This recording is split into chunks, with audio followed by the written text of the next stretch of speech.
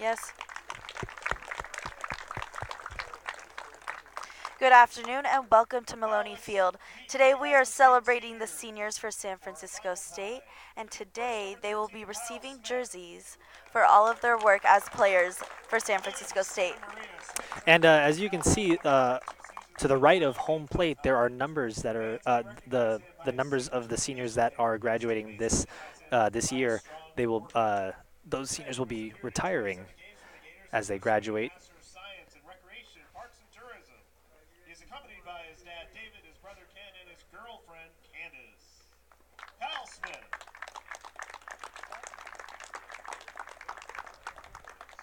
Next, number 31, Cy Bojak. Bojak joined SF State from Golden West College. The Fallbrook native has made 20 relief appearances for the Gators, a communications major with a minor in health.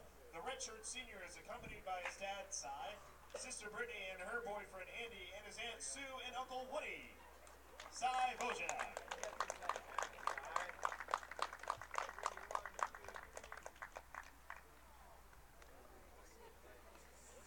Next, number 5, Chris Heyman. Heyman, who grew up in Australia, joined SF State by way of the College Marin. He has appeared in 37 games with 21 starts. The outfielder boasts a .980 career fielding percentage and has not committed an error this season. A business management major, Heyman was named to the 2016-17 CCAA All-Academic team. He is joined by his mom, Ilda, dad, David, girlfriend, Mabel, and her mom, Leslie. Dave Chris Heyman.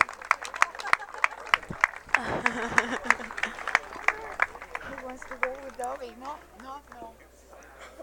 Next, number 36, Jordan Restorza. Restorza joined SF State from Glendale Community College. Turk, as is known by his teammates, has made 29 appearances, all in relief. This season, he has 20 strikeouts and 19 innings of work with a pair of saves. Communications major Restorza is joined by his dad, Raul, and Andreas Schroer. Jordan Restorza.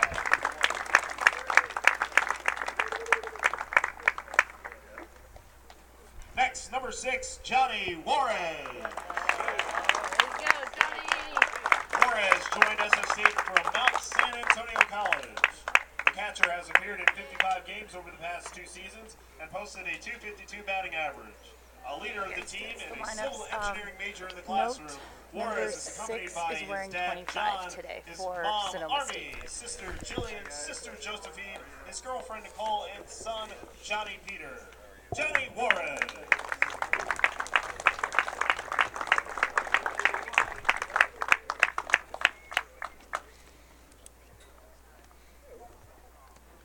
Next, number 2, Zach Newman.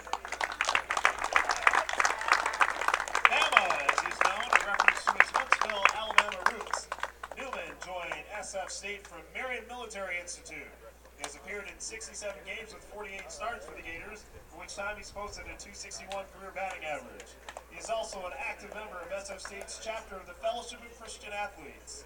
The kinesiology major is joined by mom Melissa, dad Don, his grandma Mimi, his brother Taylor, his sister Lane, and his girlfriend Renee. Zach Newman.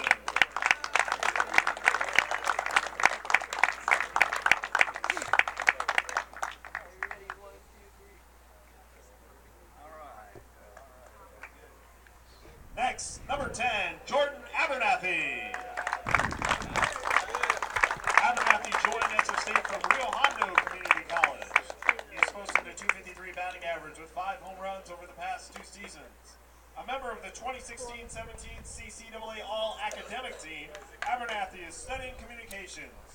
The Laverne native is accompanied by his mom Beth and his dad Blair. Jordan Abernathy.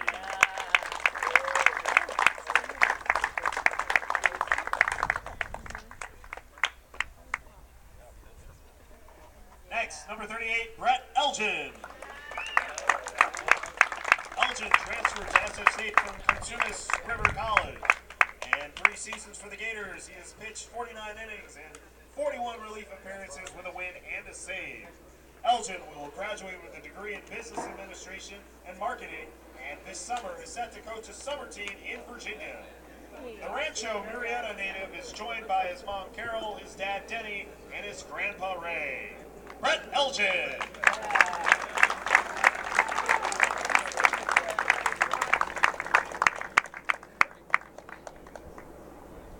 Next, number 23, Dylan Hauser.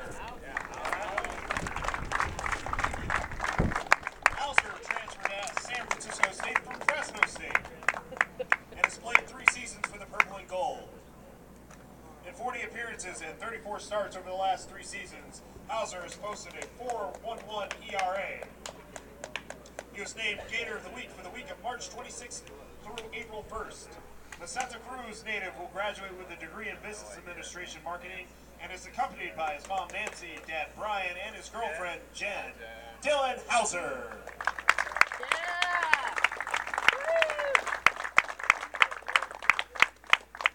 Next, number 33, Grant Bogenthaler. A 4-year letter winner, Bogenthaler has made a career-high 16 starts this season for a total of 40 career appearances. After an injury in the rotation, he has stepped up and made 8 starts this season. The Lancaster native is studying history with a minor in labor studies and was named to the 2016-17 CCAA All-Academic Team. He is joined by his mom, Janessa, and dad Mike and brother Ian. Grant Bogenthaler.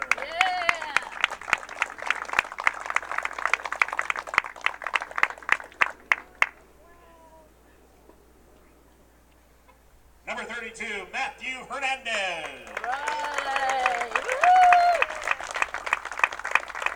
Another 4-year letter winner, Hernandez has been a 2-time NCWBA Division II West Region Pitcher of the Week and 2-time CCAA Pitcher of the Week for the Gators. Earlier this season, he struck out a career-high 12 in a 4-1 win at number 7 UC San Diego. He enters today's start, his 12th of the season, 3.19 career ERA and 142 career strikeouts, which is tied for 4th all-time in program history, including 77 this season, which are 4th most in a single season by an SF State pitcher. Matthew is also in a band and will graduate with a degree in business administration marketing with a minor in labor studies. The Fort Bragg native is accompanied by his mom Rosa, dad Antonio, his brothers Chris and Tony, his sister Noemi, and godparents Juvenal and Lucretia. Matthew Hernandez.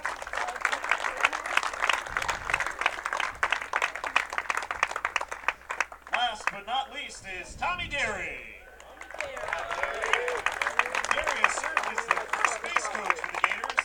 He will graduate with his Bachelor's of Science in Kinesiology and Physical Education. He is accompanied by dad Richard and brother Josh. Tommy Derry.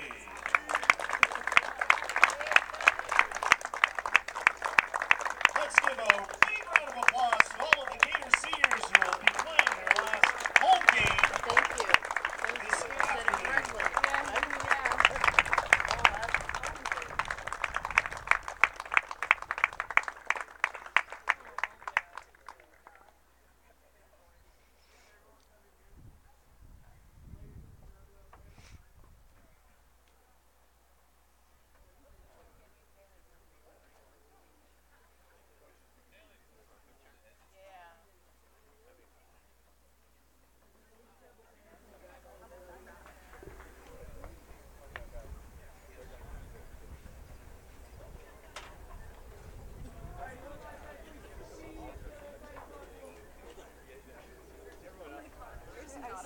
I'm so sorry.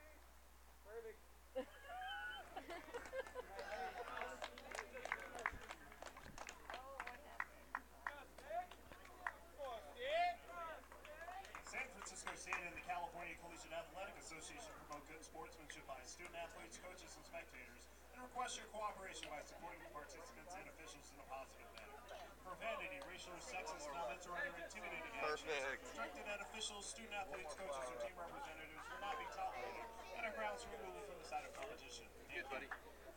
Have fun, Ladies Cooper. and gentlemen, take serves this afternoon's game. Really First nice. the visiting Seawolves.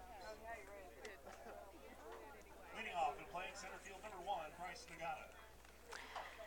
Good afternoon and welcome to Maloney Field. For those of you just tuning in, we have an exciting day ahead of us as we celebrate San Francisco State seniors for today's final game of the regular season. The Gators will be playing against Sonoma State in their final game for the series, and this afternoon's game is do or die for both the Gators and the Seawolves as they fight for the number 6 spot that will send them to playoffs. Nick, can you break down the past 3 games of the series? Yes, of course, Allie. The first game of the 4-game series between Sonoma State Seawolves and San Francisco State Gators, the Gators took Game 1 and won 7-3 on Thursday. And speaking of Thursday, the Gators named a new athletic director, Stephanie Shreve Hawkins, and the Gators welcomed her with a home victory, beating the Sonoma Seawolves 7-3. And yesterday, the Gators took a road trip to Sonoma State, and they unfortunately lost the doubleheader, both games to the Seawolves. They lost game 1 7-6, and lost the second game 5-4.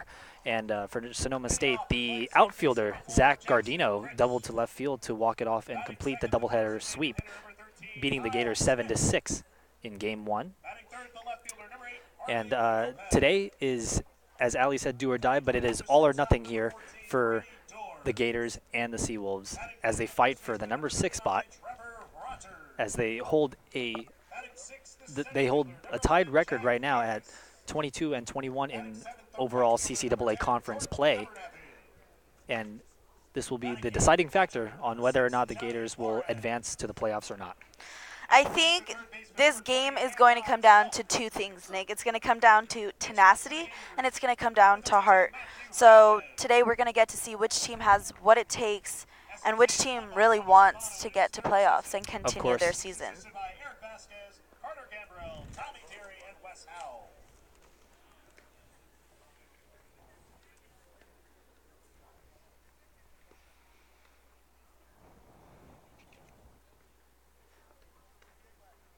And the CCAA Conference Championships will be held in Stockton, California at Banner Island Ballpark next Wednesday, May 9th, all the way through next Saturday, May 12th.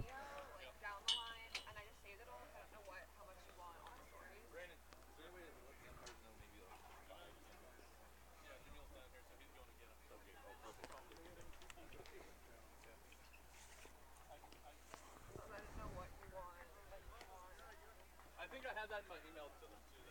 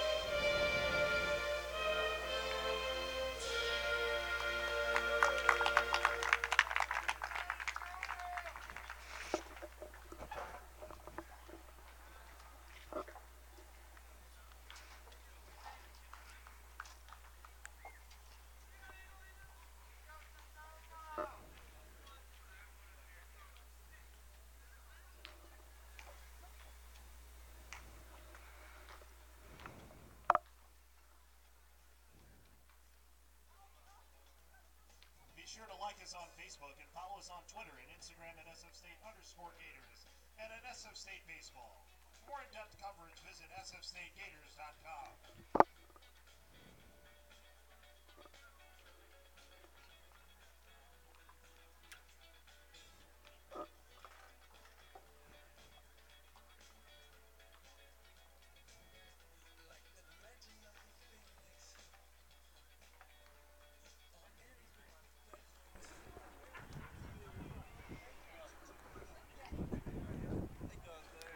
It is chilly down here at Maloney Field, and there was a bit of time in between the Gators warming up and the start of the game, so now they're just getting some last minute throws in as they warm up their arms and get ready for the first pitch. For today's game are Sid Aguilar, Danny Speck, and Brian Klein.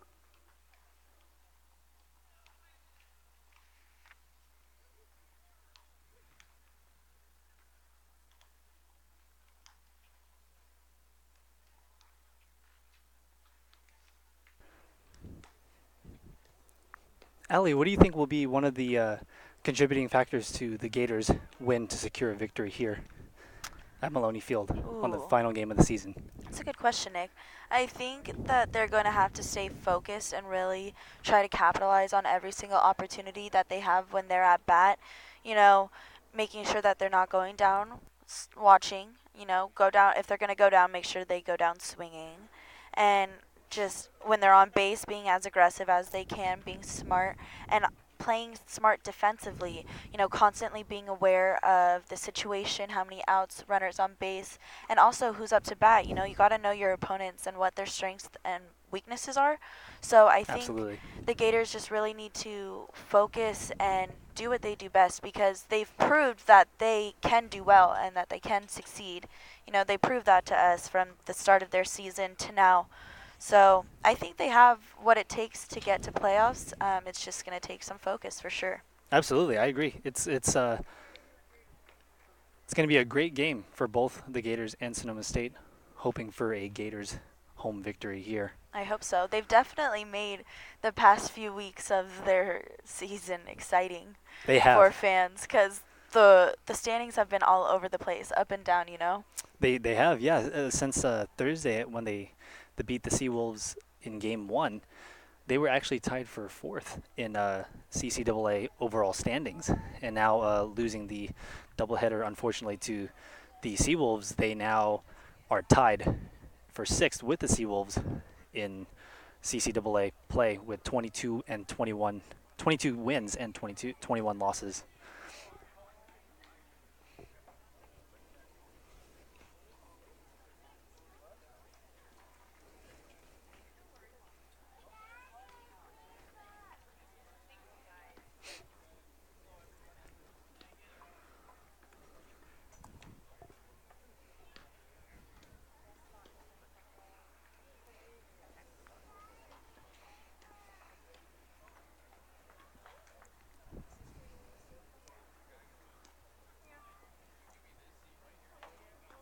And definitely what an emotional day for the 11 seniors that are Oh graduating. my goodness, yes, absolutely emotional. And, I think it's worth mentioning that the majority of all of the players and the seniors graduating, 10 out of the 11 are from California. Yes. Now, the 11th is Zach Newman. Zach is from Alabama, and he was surprised today by his family, his mom, his dad, both of his siblings, his grandma, and his girlfriend came to support. So, you would hope that your parents and your family would be here for your senior game, but it just made it that much more special for Zach, being that his family is all the way from Alabama. Of course. Yeah. Coaches are at home plate talking with the umpires. There's smiles and laughs, so It's going to be a great game between both the Seawolves and the Gators. hopefully no yelling matches.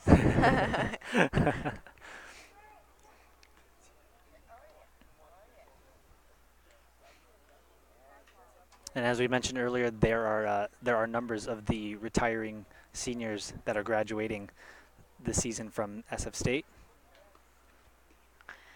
Another exciting thing to comment about this game is there are more fans in the stands for today's game than There I've are. ever seen for the baseball games here. So, and it's not just from San Francisco State side because of the senior game. There are also plenty of fans from Sonoma State. So, nice to see that people are coming from all over the Bay to support this game and show a little rivalry and competition. Yes, it is, definitely. It's always great to have the families here supporting There's Dylan their Hauser. He's players. all smiles as he's getting ready to start the game. What is that with their trainer? And what a ride of emotions for Dylan Hauser as he is graduating, and he's also starting today's game for the final game of the season.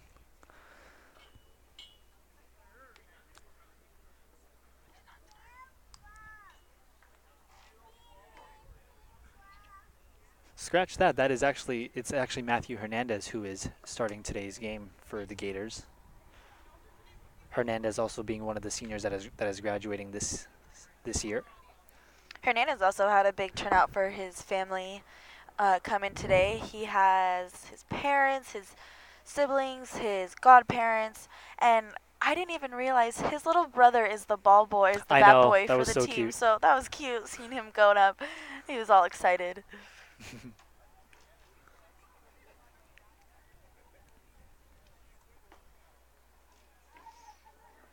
And the coaches and the umps looks like they're finishing up at home plate. As you can see, the players they're all hugging, getting ready for today's game. And the Seawolves are at the dugout ready to get those bats swinging.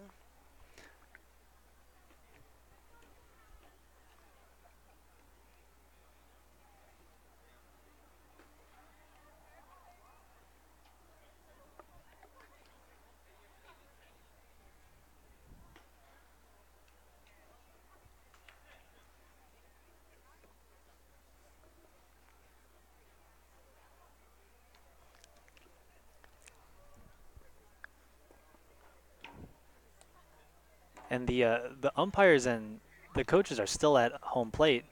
You can only imagine there's some good chatter going on over there. If only we could have a mic in there. Of course, I know it'd be great to hear what they were talking about. You can see the Seawolves look like they're having a good time right now. I think it's good that, it's not too serious, not too, like, you want to be focused, but you want to make sure you're also having fun because when it gets too serious and, like, too strenuous, I want to say, Yeah. like, then it gets way too stressful and Yeah. it's not enjoyable to play under those circumstances. I mean, the situation for the teams is already stressful enough. No need to have that added pressure of, like, everyone's tense. Yes. I love seeing the smiles. Everyone's in a good mood today. Everyone's in a good mood. Happy Cinco de Mayo, by the way. Yes, very very good plug in there, Ali. It is Happy Cinco de Mayo Day. It is a chilly day here at Maloney Field. Hopefully the Gators will be celebrating for 2 reasons today. Yes, they will. Yep. Not only on Senior Day, but in order. But Cinco de Mayo, Fiesta. in order to wrap up this season. Oh, and here With a we good have victory. our new athletic director, Stephanie. She's heading into the stands with what looks like her family, her sons and her husband.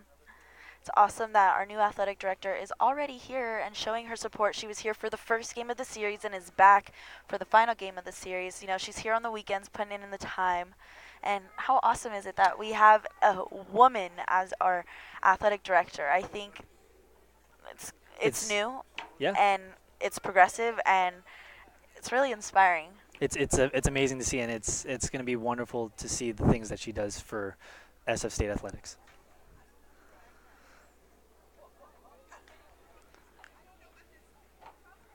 At this point, it looks like Shifano is like giving story time over there at the plate. You see those Umps umpires. are laughing. Umps are laughing. There is the Seawolves starting pitcher, Michael Byerlin, getting ready and warmed up in the bullpen as we await for things to get underway here at Maloney Field.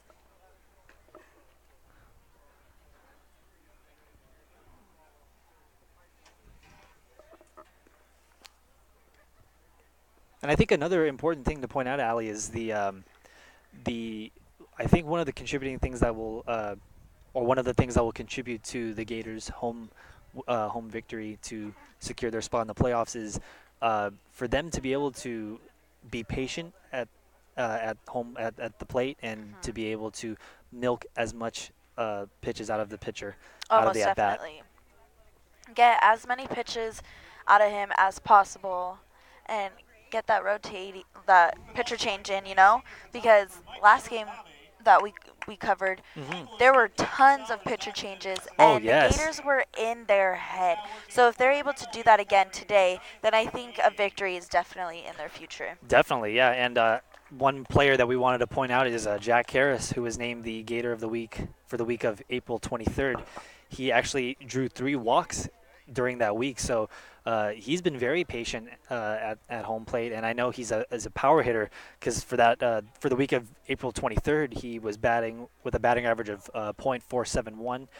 He went 8 for 17 with 2 home runs, 9 runs, and 6 RBIs. So as I said, he's a power hitter, so it was just great to see that he was being patient at home plate. He wasn't swinging at every pitch that he saw. He was he wanted a specific pitch, and I think he wasn't going to swing at it unless he got that pitch. So Definitely. And I think it was very fitting that Harris was the athlete of the week because he really leads by example. He has the team high of 7 home runs for the season. So perfect athlete to end the athlete of the week on. yes, absolutely. You see the Gators are getting ready. They're Coaches huddled up. congratulating. See Cameron Crone there eating a hot dog, looks like. I want a hot dog. I know. The hot dog sounds good. There goes the ball boy for the Gators. All smiles. Bad boy. He is all smiles. Make sure that helmet's on correct, buddy. All the guys are pumped. I'm excited for All today. the guys are pumped. It's going to be a great game. And Allie, it's an honor to be able to call this game with you here today Yes, for I'm the so final game of the excited. season. We started the season off together and we're finishing it, and It's only fitting. it feels so comforting knowing that you're experienced and you're here to guide Aw, me. Allie. And also for me to be able to learn from you. Oh. Ladies and gentlemen, it looks like we are about ready to go. The coaches have gone to their respective dugouts, and the umpires now are just looking to get ready. We have a team huddle here for the Gators.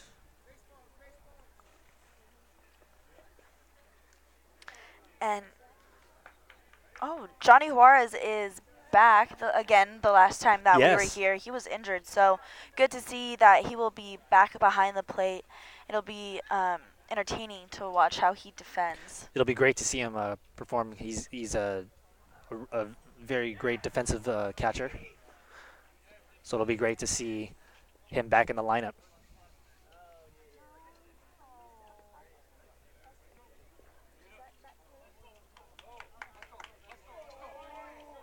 And here's the team huddle for the Gators.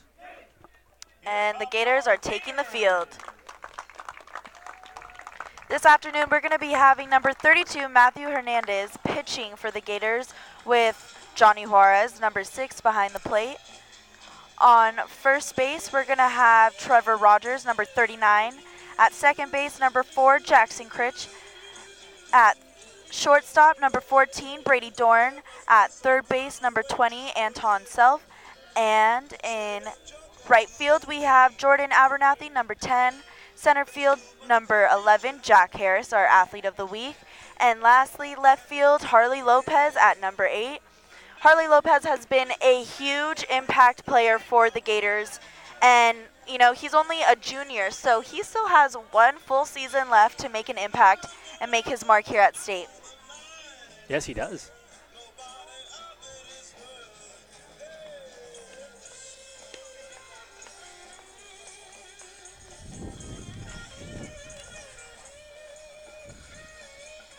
And the game time is 12 o'clock. We're The Gators' record overall is 23-26, and the Seawolves have a 26-23 record. But we did mention that their CCAA record is tied at 22-21, and that explains they're tied for 6th in the CCAA standings. And this is a, as you said, Ali, do or die, all or nothing. Winner moves on, loser goes home. And to add on to it, it's now or never. It is now or never. These guys need to leave everything that they have on this field. Otherwise, that's it. Their That's season it. is done. Yes. And up to bat for the Seawolves is center fielder Bryce Nagata.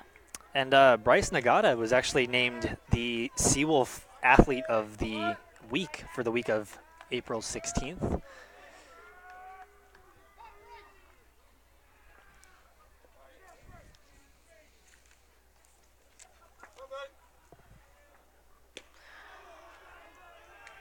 Ooh, and a walk for Wow. the first batter. Matthew Hernandez just barely hit Bryce, number 1, on the elbow, so off to first he goes. Next, we'll have number 9, Anthony Klima, up to bat. He's the designated hitter for the Seawolves, and he's a lefty.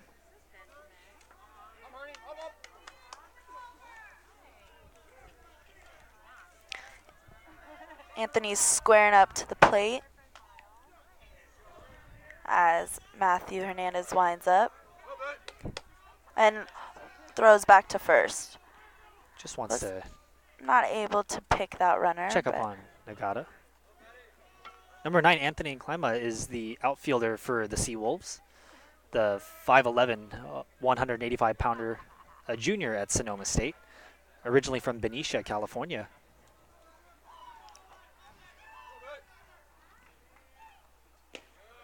Oh, the beautiful strike right across the plate. Matt Hernandez secures his first strike of the game. You can hear that. Matthew Hernandez, the starting pitcher for the Gators, standing in at 6'1", 180 pounds. The senior at SF State, as we mentioned, he is graduating this year. Originally from Fort Bragg, California. He attempts to pick the runner at first again, but is unsuccessful. So he was a little bit behind. Matthew Hernandez has a 3.08 ERA overall this season, has pitched 73 innings, and has struck out 77 batters. Ooh. Beautiful strike across the plate again, and that was a good pop-up from Johnny behind the plate. He was ready to throw down to second in case number 1, Bryce Nagata for the Seawolves, took off to steal second base. Nagata thought about it, but he was like, he Better not. He respects the arm of Johnny Juarez, so he's like, maybe next time. Smart decision. Very smart decision. And Matthew Hernandez also aware of Nagata's speed, as he's checked up on him a few times already.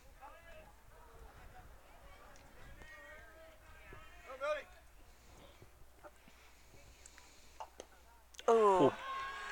A wild pitch gets behind Johnny Juarez behind the plate, pushing Nagata to second base.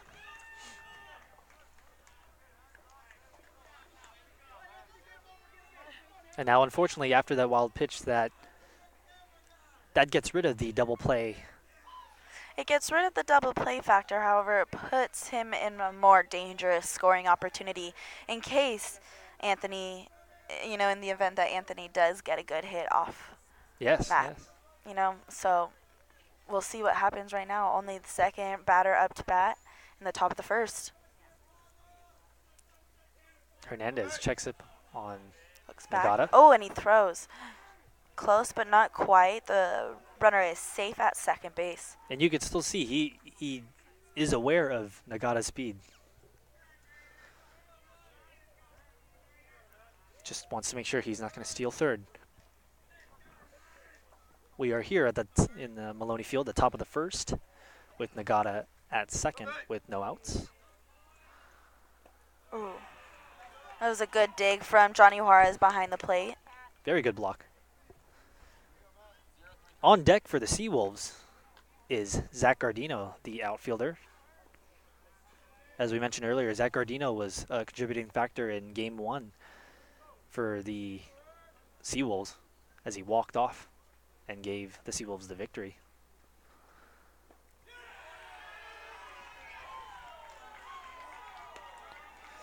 The Seawolves are rowdy and loud over there in their dugouts.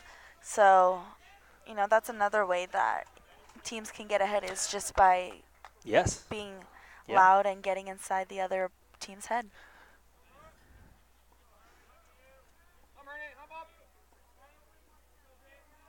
Matthew Hernandez checks his shoulder and pitches. Ooh, excellent dig. And the Gators get an out. Jackson Critch was able to defend the ball and throw to first, Great. getting number 9, Anthony Klima, out. Great defensive play there by Jackson Critch. Absolutely. Now, Bryce Nagata advanced to third base. So now the players just have to be really smart defensively and be aware of their situation. 1 out, runner on third. And number 25, Zach Gardino, is up to bat. Ooh, foul tip. And first strike under the belt for Matt Hernandez on the mound.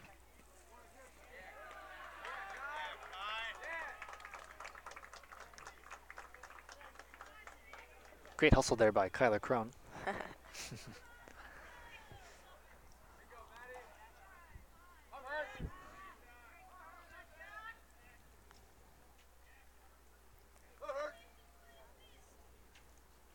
Ooh, What a it was wow. a beautiful pitch and an even better hit. Not much the Gators could do to defend that ball. They did what they could. Runners scored, and the Seawolves are up 1-0 in the top of the first inning. First baseman, number 32, Joshua Lenny. That was a bullet Yeah. to right center field. That was just over the leap of Jackson Critch there at second. He made the effort but couldn't He get did, up yes. quite If high. that was maybe about 3 feet lower, I think he would have made that leaping catch. We have 32, Joshua Lenny, up to bat. Joshua Lenny standing in at 6'3". Ooh, with another banger.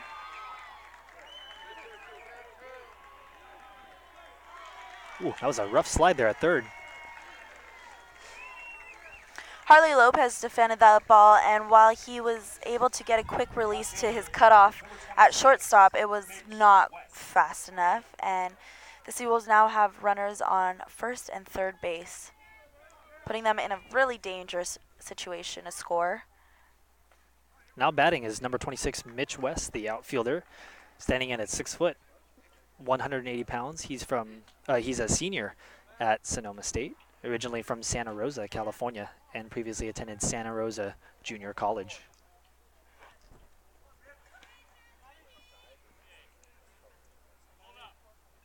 And with that single, Lenny is now at first, and Gardino is at third.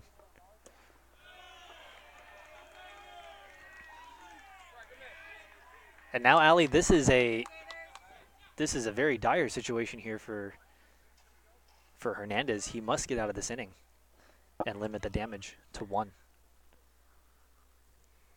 Ooh. And that one is Hernandez tried to pinch him, but number 26, Mitch West, was able to get a piece of that ball and secure a single. Second baseman, number 8. The Seawolves are now up 2-0 at the top of the first with runners on first and second. and I believe that is three straight hits already by the Seawolves. So what do you think it is, Nick? Do you think Matt has some nerves up there for his final pitching appearance at home? Or? It could be a little nerves, a little butterflies, especially as we mentioned, he's a graduating senior this year, so maybe that's playing a little emotion, but hopefully. Well, he just got his first strike against number 8, Nathan Mann, so.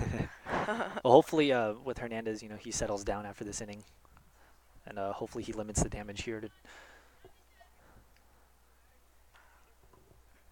It is only the top of the first inning, and it is already an eventful and exciting game. It is very. Number 8, Nathan Mann, the infielder for the Seawolves, a senior at Sonoma State, originally from Carlsbad, California, and previously attended San Diego Mesa Junior College.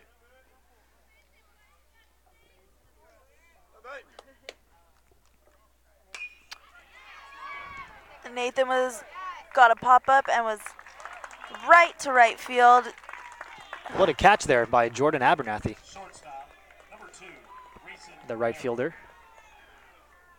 And that holds the runner at second, Lenny. We have number 2 shortstop for the Seawolves, Rayson Romero, up to bat, taking his signs from his coach, and is squaring up to the plate. The Gators are down 2-0 at the top of the first, with runners on first and second. Hernandez gets the first pitch, but it is a ball, In tight. putting the count at 1-0. Number 2, Rayson Romero, the shortstop for the Seawolves, a senior at Sonoma State, originally from Mililani, Hawaii.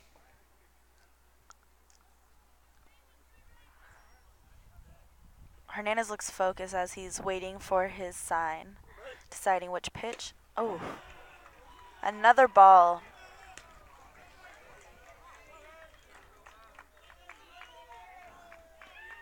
As you said, Ali, there may be some nerves there going for Matthew Hernandez. Maybe some jitters, some butterflies, knowing how special today is. Is it possible that the Seawolves dugout has already gotten inside Hernandez's head? It possibly could be. You know, they're like you said, they're very rowdy over there. They're cheering on the batters. Ooh. And Hernandez gets a strike across the plate. The count is 2-1 with 2 outs, runners on first and second. Yeah, the Seawolves dugout is very rowdy, especially whenever there's a good take by the batter. The batter takes a ball. They always say, "Good eye, good eye." You know, take note too that the majority of them are all standing on their feet. There are They only are. a couple players that are sitting down. So, They're hyped right now. oh, and they get another hit to center, but Nice catch to get out of it. Jack Harris gets that third out for the Gators as they hustle in to step up to the plate for the bottom of the first inning. And Hernandez limits the damage to 2. You know, no harm, no foul. No harm, no foul, as Gators are falling behind to the Sonoma State Seawolves. And for the 2-0. Seawolves, we have number 33, Michael Byerline. Byerline, I believe Excuse that's... me, sorry, yeah. I butchered that one. Byerline is stepping up to the mound and getting ready to face number 4, Jackson Critch for the Gators. Behind the plate for the Seawolves is number 37, Nico Tony. This is a junior-senior duo, so I wonder what their dynamics are like and Oh, you yeah. know, how long Tony has been catching for Byerline and so on. The 2 upperclassmen, you know, they got, like you said, the junior-senior duo. Should be great to see how they perform together. Byerline, the 6'2", 195-pounder. The starting pitcher for the Seawolves, originally from La Mesa, California. He bats and throws right-handed. And it looks like he's ready to give it all he got. Give it all he has. Give it all he got. He's got. Give it all he's got. Great English there, Allison. And now in steps the leadoff hitter for the Gators, number 4, Jackson Critch. leading off the pod with the first inning. That throwdown was a little bit high there, so I'm definitely interested to see how Nico Tony, the catcher for the Seawolves, is going to perform when he has a runner on base. Oh. Is he going to be able to get that throw down It'll be closer interesting. to the base and have a good tag, or is it going to be iffy? It'll be interesting. Number 4, Jackson Critch, the shortstop for the Gators, standing in at 5'11", 185 pounds, sophomore. He's patient with the first pitch and watches as the first ball goes by. Critch originally from Westlake Village, California.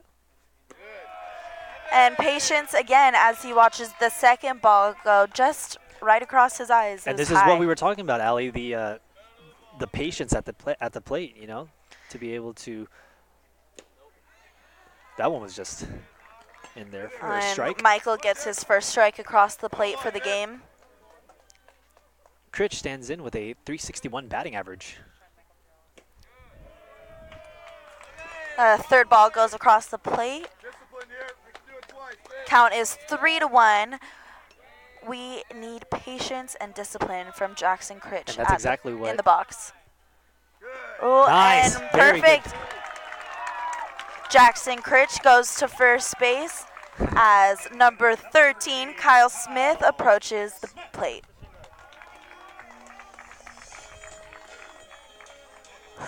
What a walk-up song. There's a little bad boy.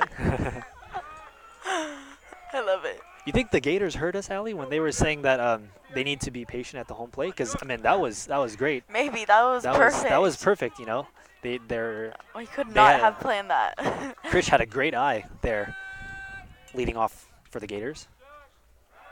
Let's see what Kyle Smith, the designated hitter for the Gators, Kyle shows Smith, us. number 13, the outfielder, but now he is the designated hitter for the Gators today. Standing in at 6'1", 205 pounds. He is a tall guy, but he gets down low and Yes, he really does. shortens that batting zone or that strike zone. Yes, You know? yes. Smith has crossed home plate 5 times this season and has 1 RBI.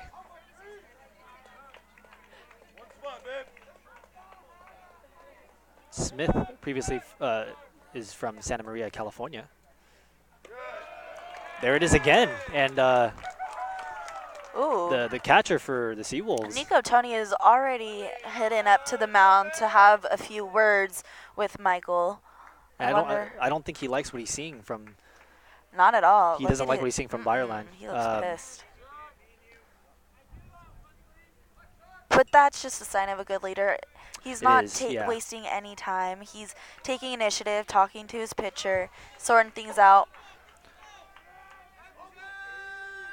And he's Wow, and up and ready. Byerline looking very wild here for the first inning. Looking very wild right now. He just can't seem to find the strike zone right now.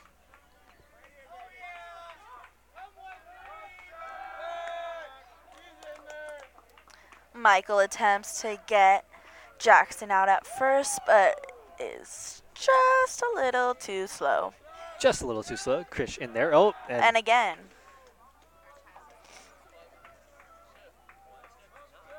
Kyle Smith previously attended Allen Hancock College.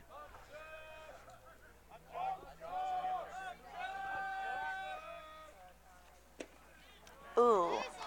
Michael with the strike over the plate. The count is 3-1 with no outs at the bottom of the first inning. May have spoken too soon, Allie. Byerline he found the strike zone there. Attempts to get Jackson out at first again, but sometimes I wish they would just focus on the batter. I know, right? But the runner at first can play a big factor in the head of the pitcher. And again. And it seems as though that's exactly what happened. 2 walks already by Byerline. 2 walks for the start of the inning. That's not very great for Michael, but great for the Gators, definitely. It is, and Allie, I'm almost certain the Gators heard us talking earlier because, man, they're milking their at bats. They're making sure that it's the pitch they want, and they're not swinging at any pitch that comes at them. We have another power hitter up to bat, number 8, Harley Lopez. He's the lefty hitter for the Gators at the number 3 slot. Runners on first and second. Hopefully he can get a piece and advance the runners. For the first pitch, it's a foul tip and a strike against Harley. You can hear that Lopez just got a piece of that one, but catcher caught it for strike 1. Lopez stands in with a .316 batting average, has 6 home runs this season and 32 RBIs.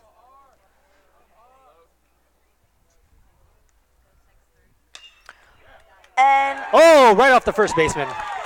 that he did it. Harley Lopez was able to get a piece of the ball. The Seawolves weren't able to defend it, and the Gators are up and out of the dugout, cheering their teammate on as they just got their first run across the plate. Coming in to score is Krish, and now the Gators' deficit is cut down to 1 as they get on the board. Remember, Allie, there is still no outs in this inning. There are no outs, and it's only the first inning of the game. It's already about to be neck and neck. It's going to be a very exciting game. The levels of competition are so high up there. Both teams are fired up. They're both coming out with intensity, heart, and tenacity. Heart and tenacity, and that's like you said, Allie. That's what it's going to come down to. And here comes Lopez, and Lopez already got a head start there. See, and it's aggressive base running like that I love. That's what makes watching baseball so exciting. The Seawolves are heading to the mound for a timeout. My goodness. You can hear the Gators. You can hear them. They are so loud. They're getting us hyped over here. That's how loud it is right here. And so that was Brady Doran up to bat right now. He's number 14. He's a shortstop, and he took that strike in order for Harley's advance. So, you got to give and take. Yes. This is exciting. Oh, and my goodness. It's so exciting. And it was funny because I was paying more attention to Lopez at first, and he took off even before the pitcher set. Like, even before he threw the pitch, he knew what he wanted. He took off, and he was already halfway to second by the time the pitch was thrown. So, very, very great aggressive base running by Harley Lopez. We have Brady Doran up to bat with a strike across the plate, putting him at 0-2 with no outs. Brady Doran originally takes a breath as he approaches the plate. Sorry, what were you saying? No, just originally from Redondo Beach, California. Gets a piece of the ball, and while he's not able to stay on base, he gets an RBI and brings in number 13, Kyle Smith. And the Gators tie it up just like that with that RBI ground out. It's 2-2 with number 39, Trevor Rogers, heading up to bat. He's a lefty. Number 39, Trevor Rogers, the first baseman for the Gators, standing in at a mighty 6'3", 205 pounds, freshman here at SF State. That's a big freshman. That is a very big freshman. Trevor Rogers, originally from Mountain View, California, and previously attended Los Altos High School. Rogers comes in with a .247 batting average with 20 RBIs. Ooh, good defending there from Nico Tony behind the plate. He kept the ball in front of him and preventing Harley Lopez from scoring another run for the Gators. And that almost got away from the catcher. Yeah. Because it almost hit the umpire there. Umpire had to back out of that one. Ooh. Byerline gets that strike across the plate. The count is 1-2 with 1 out and Harley Lopez on third base. With those 2 runs, Byerline's ERA has extended to 5.80.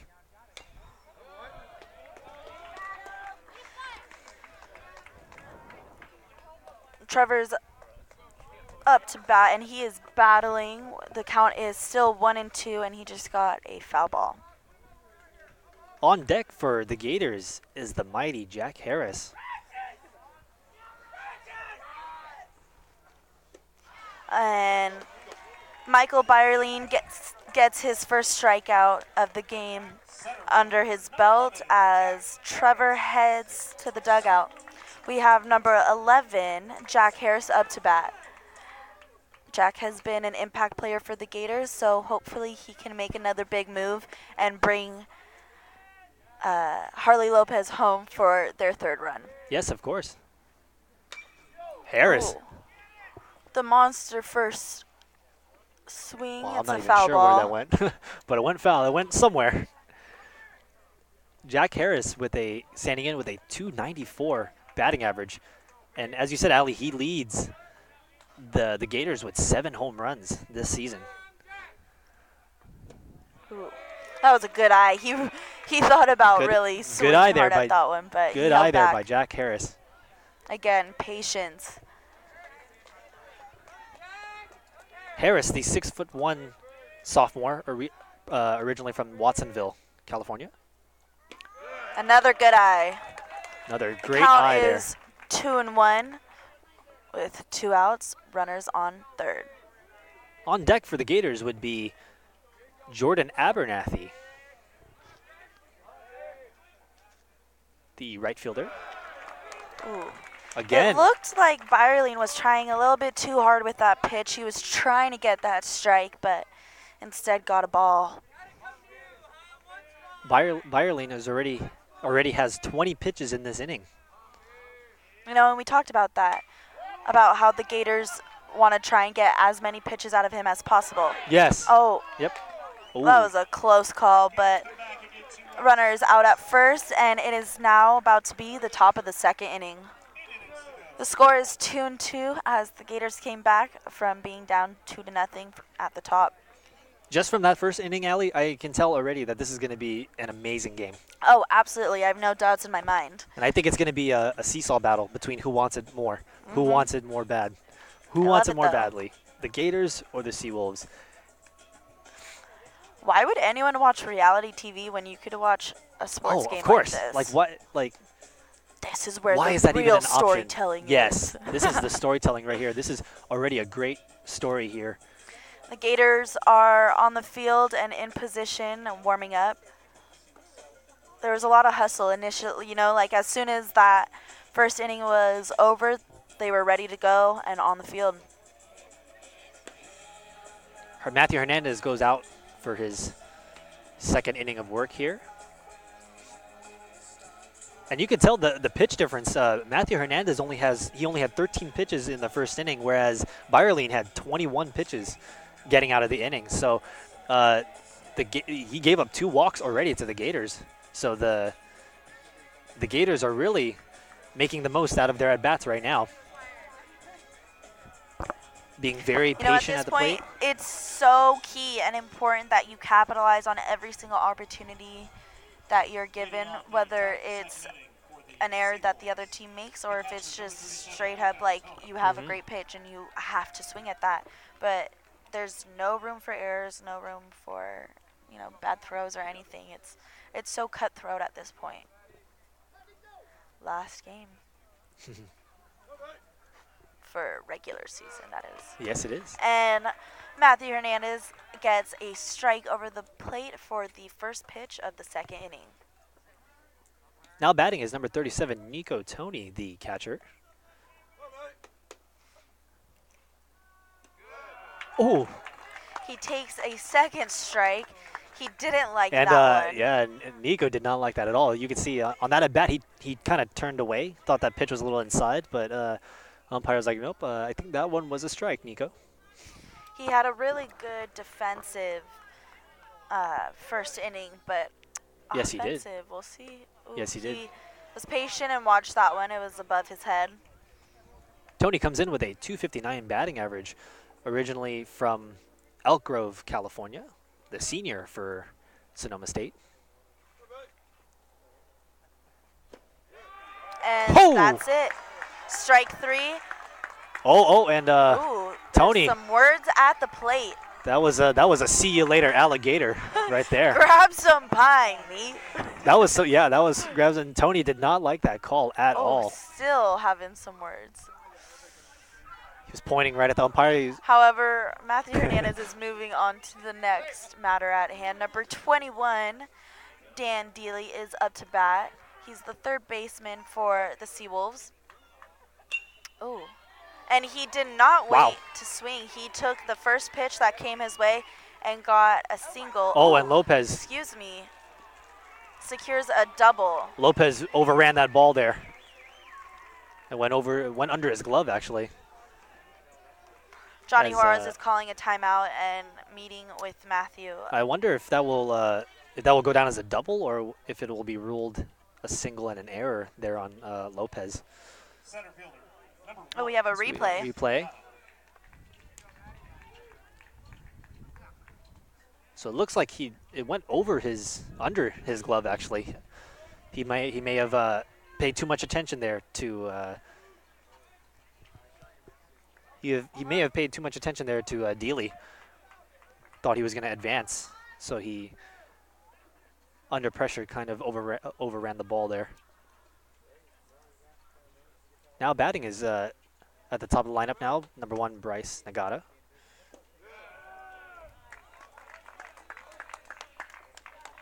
Nagata stands in with a .382 batting average. Has hit 7 home runs this season. Has crossed home plate 38 times and has batted in 21 runs. Dealey at second. And yes, it has gone down as an error for SF State there on Harley Lopez. Ooh. Ooh, and just out of the reach there of Jordan Abernathy, the right fielder. I'm glad you were able to see that one, Nick. I had to lean over a little bit to be able to see where that one went.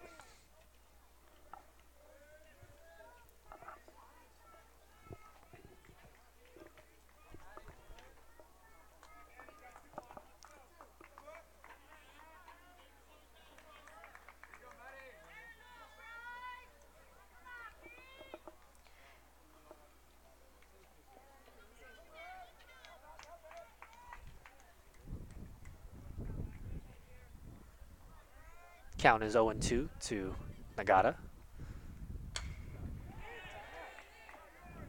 And here comes Abernathy, the right fielder, to make the catch.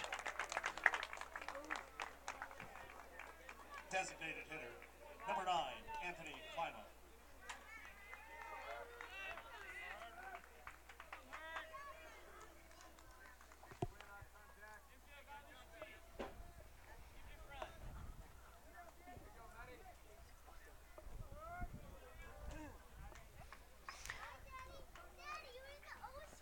Number 9, Anthony Klima's up to bat.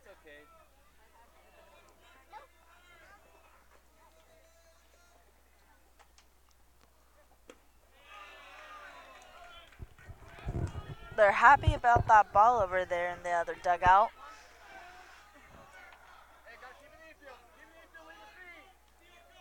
Klima is 0 for 1.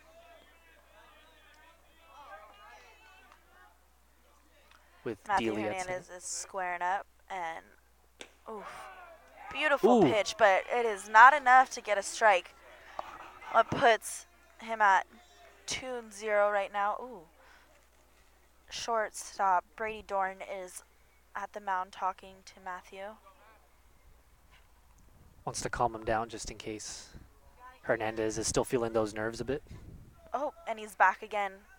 They're covering their mouths, so it makes me think that they're coming up with a play or Oh. potential ideas of scenarios or situations. Could be some Trick play. game plan going on over there.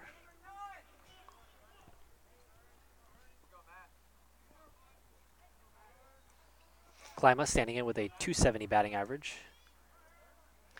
Hernandez is getting ready to throw the pitch. Takes a look back, and there we go. Gets a strike across the plate.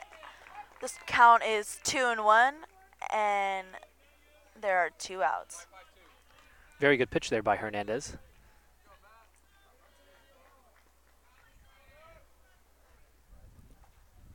On deck for the Seawolves would be number 6, Zach Gardino.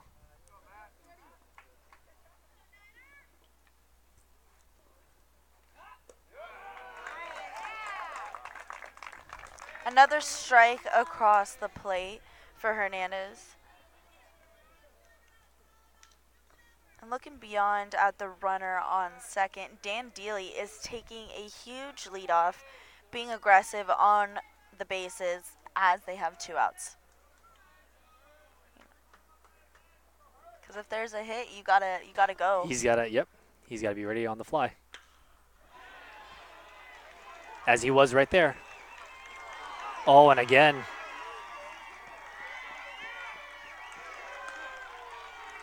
There's a second error for Harley Lopez in left field, and the Seals just got their 3rd run.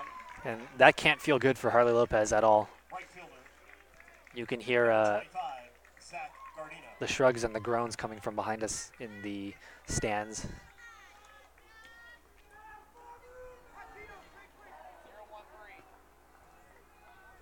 Here is number 6, Zach Gardino,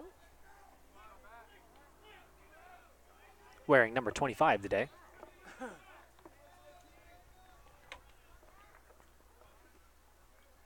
Oof. He thought he was going to go for that, but decided to change his mind. We have a replay, and that's where you see Harley Lopez fumble the ball. As we said, that can't really feel good for Lopez. Definitely not. Gardino stands in with a .343 batting average with 1 home run and 23 RBIs. Hernandez is getting ready to throw the pitch, receives a sign, and releases. He gets a strike across the plate, and the count is 0-1 with 2 outs, a runner on second base. Very well placed strike there by Hernandez. Looks like the players are exchanging some words. The runner on second, number 9, Anthony Klima, and the second baseman, number 4, Jackson Critch. That's a foul ball. Well, that was into the Count tennis courts is behind us. 0-2. Gardino, originally from San Ramon, California. As he looks to stay alive here, the count is 0-2 to Gardino. Stepping into the box and getting set as Hernandez gets ready to throw his pitch. He shakes off that call. Nope, doesn't like that one either.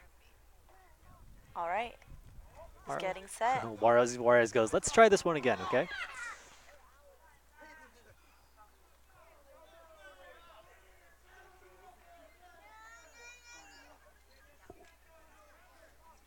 Hernandez steps off and then regroups himself. Klima, the runner at second, takes a lead. Looks pretty. Looks like a pretty big Nope. lead. There we go. He found his pitch, and he's getting ready. Takes a look back. Ooh, Oh, and look out! that was a wild throw. Oh, and And Klima advances to third base. Johnny Juarez is meeting up with Hernandez. They're going to have some words, probably telling him to just calm down. yeah. Klima almost he rounded third base pretty wide. I thought he was going to come in to score there, but he checked in on Juarez with the ball, and Juarez said, "Nope, you're not crossing home plate this time."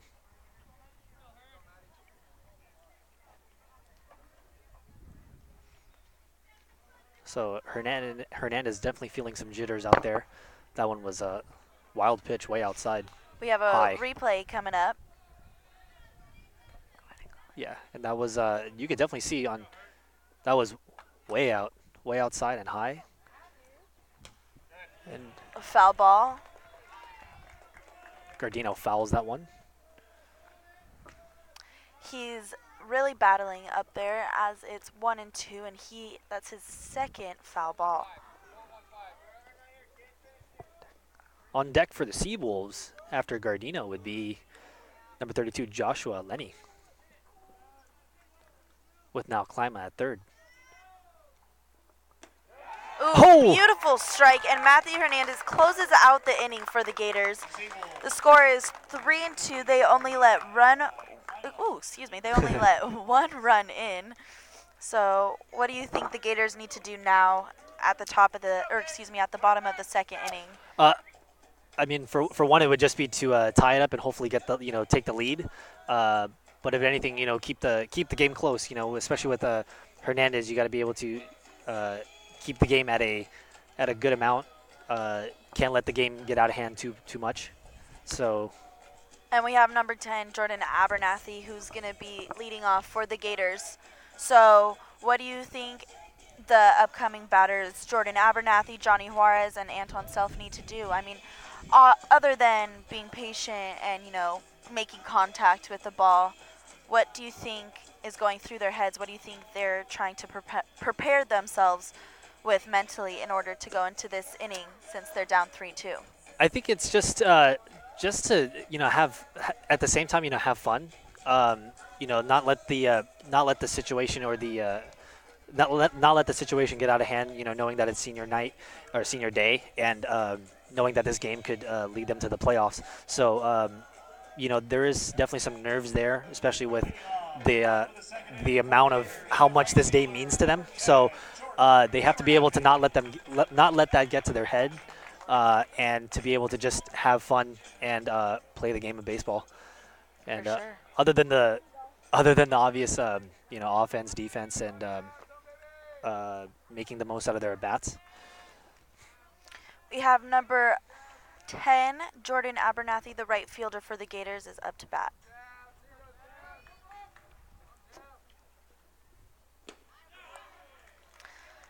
Michael Byerline is back on the mound for the Seawolves and just got his first strike of the inning. Count is 0-1 with no outs. Ooh. That was a close one.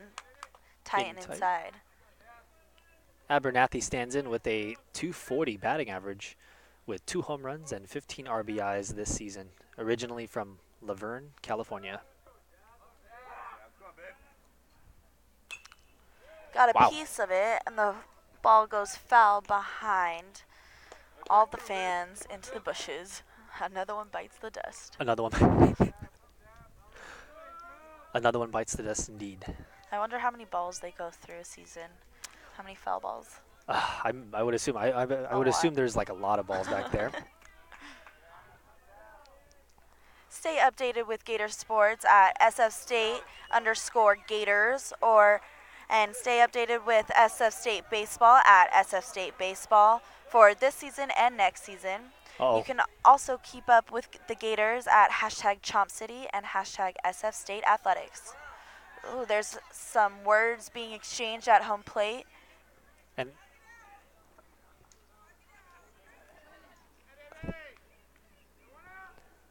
I think they were arguing that with Abernathy. They were saying that ball hit the ground. Or I think that's what Abernathy was saying. It hit the ground first before he swung at it. Either that. Fans for the Seals are heckling over there. Yeah. They're making some comments.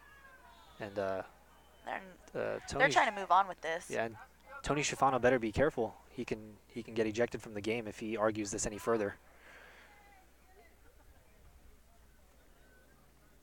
And you can see how upset Abernathy was there with that call.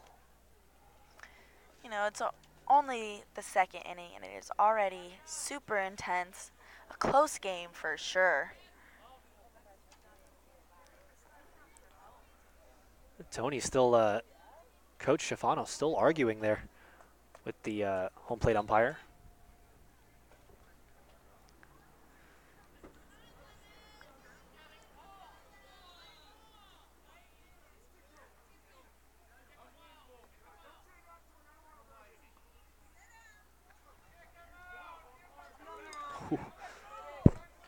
That's Tony Schifano, head coach for the Gators, as he's heading back to his dugout. He was not happy with that call. Disappointed for sure. Make your case, Coach Tony Schifano.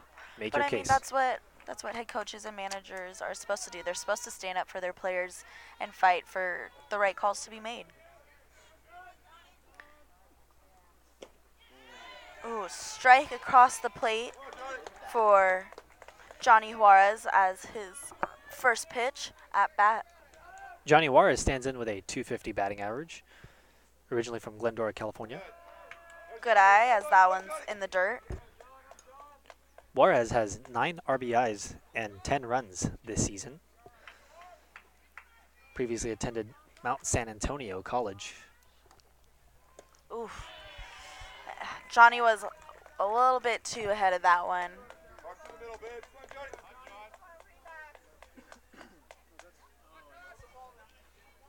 Or two behind. After Juarez would be Anton Self. Good eye, as it's 2-2 with 1 out.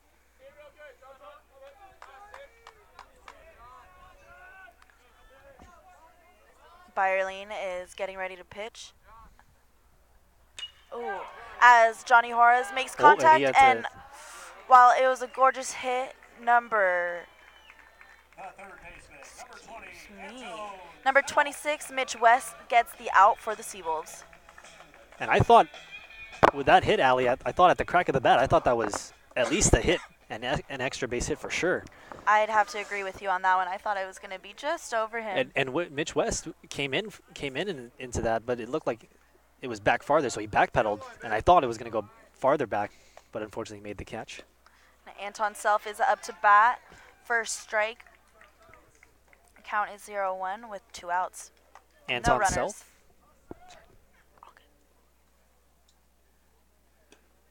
Another strike. And the Gators are starting to fall back into bad habits and watching as those strikes cross the plate. Yes. While we want them to be patient, we also want them to capitalize on those opportunities.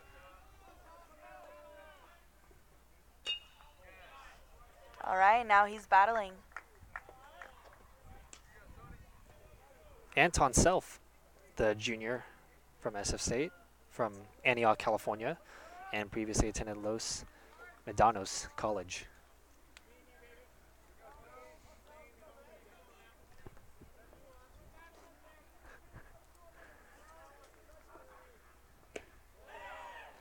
Ooh, a ball. Count is 1-2. Anton Self is a junior and he previously went to Los Medanos College. He's a transfer, standing at 5'10", 180 pounds.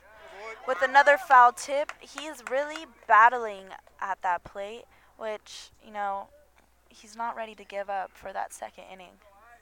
Self with a .287 batting average this season, with 14 RBIs and 1 home run, crossed home plate 15 times. On deck would be Jackson Krish at the top of the lineup. Whoa, look out. That was a close one. I definitely flinched. Oh, look out. Right that it's funny when you see it happen in real time, because it doesn't seem like it's coming at you, and then all of a sudden it came this way. It hit that. Yeah. We're good. Yeah. Head coach Tony Schifano is checking in on us. How sweet. He's sweet. Coach Tony Schifano is a sweet guy. It's funny, I played softball for a long time, and you know what? Ball flying at me right now. Oh, I'm like, it's even with a fence here, it's pretty scary. ooh, another foul tip. Self fighting to stay alive. Props to him. Props to him, great at bat. After Self would be the top of the lineup, we would have Krish, Smith, and Lopez in the 1, 2, 3 spot.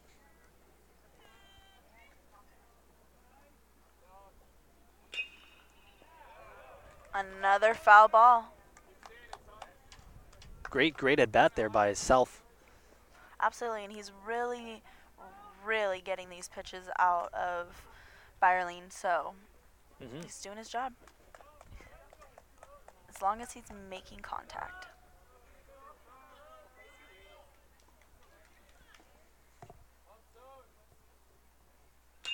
And there it is. He's What a able to hit. straighten it out and get a base hit. Excellent defense from the Seawolves. While they weren't able to catch that fly ball, they quickly recovered it and threw it to their cutoff at shortstop, preventing Self from moving forward to second base. Yeah, and you can hear from some of the fans that they said the same thing as us. You know, great at bat there by Self. Critch is up to bat, number 4, facing Byerling for the second time this game. You know, when he was on deck, I was watching him and trying to see what he was seeing, and it looked like he was really watching Byerling. We have a replay coming up. Let's see.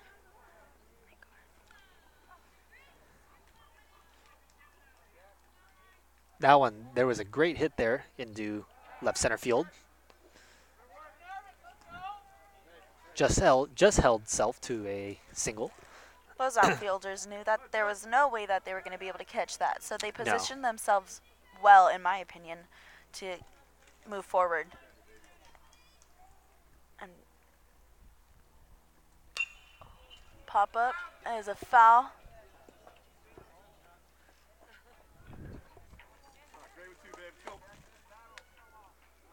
Byerling has 45 pitches already. And Jackson Critch is up to bat with a count of 0-2. He is also battling just like Self did. Oh, that was a bit ambitious there for catcher Nico Tony, as he was trying to throw down to first. Pitched out there because they thought Self was going to advance to second. Keyword they thought. Keyword being exactly they thought. Critch getting a piece of that for another foul ball. It looks like the Seawolves bullpen is having fun collecting all of those foul balls over there. It's like a little competition. Who can get there first? Who could get there? Yeah, earlier when it was in the bullpen, I saw two guys hop over. out. Yeah, two guys hopped out at the same time.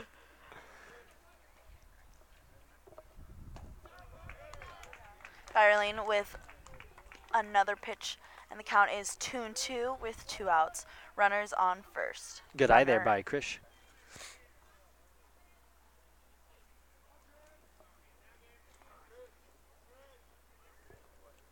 Ooh, and Byerling closes the inning with a strikeout against number 4, Jackson Critch. It was disappointing after Anton Self had such a great at-bat and really battled and got himself onto first base. But, you know, Self did his job, and Critch did the best that he could. Yes, and unfortunately, even though they couldn't get the run, I'm sure they're going to have plenty of opportunities more. They keep coming back at the Seawolves, you know. They're not slowing down whatsoever. The Gators are back on the field, and they hustled yet again. They're getting ready to defend the top of the 3rd inning. Nick, what are you hoping to see this inning? I'm hoping to see hopefully a 1-2-3 inning by Matthew Hernandez. He hasn't had a 1-2-3 inning yet. Ran into some trouble the first 2 innings. So, you know, hopefully he was able to get out of this inning 3 up, 3 down. So that's what are you hoping to see, Allie? Same thing, you know, 3 up, 3 down. And I do want to see actually, I'm not going to say 3 up, 3 down. I want some exciting defensive plays to happen. I would love to call a double play, or like what looks like is about to be an amazing home run, but then, what if we could get Harley Lopez? You know, this is potential, but get a fly out there and have him catch that to make up for his 2 errors last inning. That would be ideal. That's what I'd love to see, but we'll see what happens. Or he robs a home run in left field. Ooh, that would be cool. That would be awesome. And we have number 32, Joshua Lenny, up to bat for the Seawolves. He's a righty. And immediately hits and makes contact with the first pitch. But number 14, Brady Dorn, defends the ball and throws him out at first. Great play there by Brady Dorn.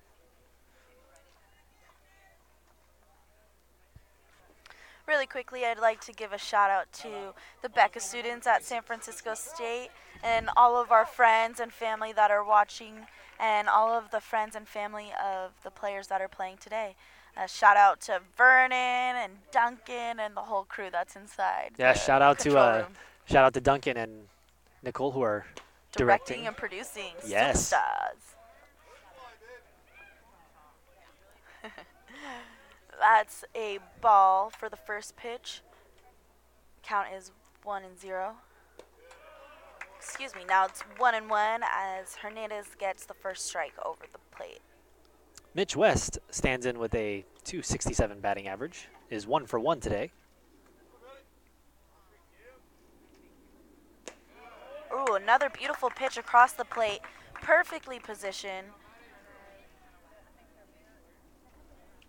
I love the sound of the ball hitting the mitt. Oh, it's a very satisfying sound. Ooh.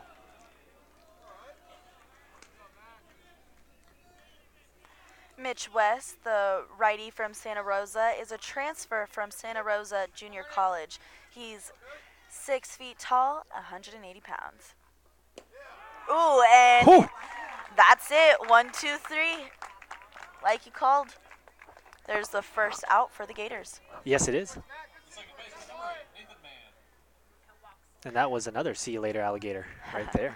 Number 8, Nathan Mann, heads to the plate to face Matthew Hernandez for the second time. Now here with 2 outs. Ooh, and oh, He squared up for a bunt, pulled back, and was given a strike.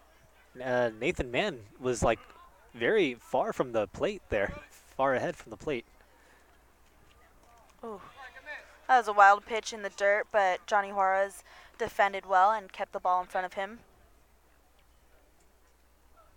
Now Hernandez with 2 outs already. Here's Nathan Mann, the batter from Carlsbad, California.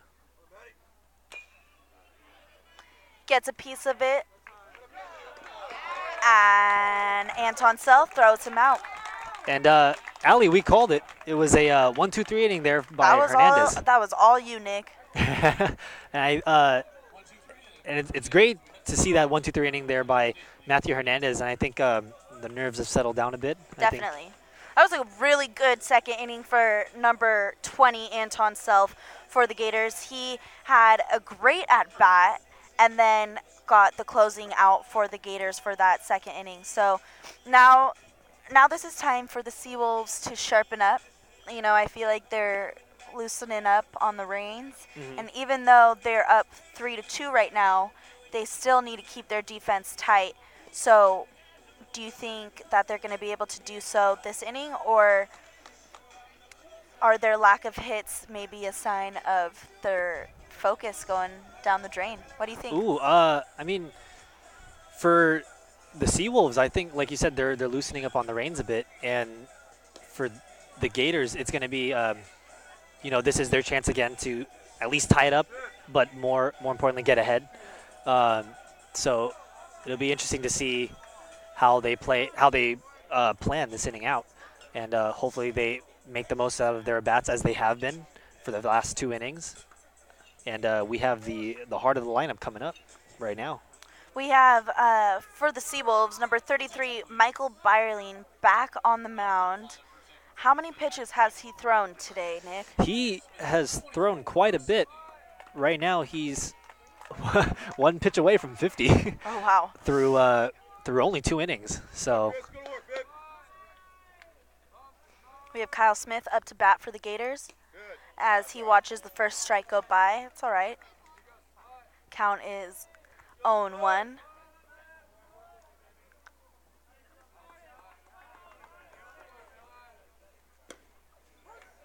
Another strike goes by for the designated hitter. oh, and actually, this is Chris Smutney. They made a change there. And that's it for Smutney as he strikes out. Excuse me. I thought that was Kyle Smith at first. I thought it was too, but then I looked, and it was number 24. It was a different batter. Here is Lopez.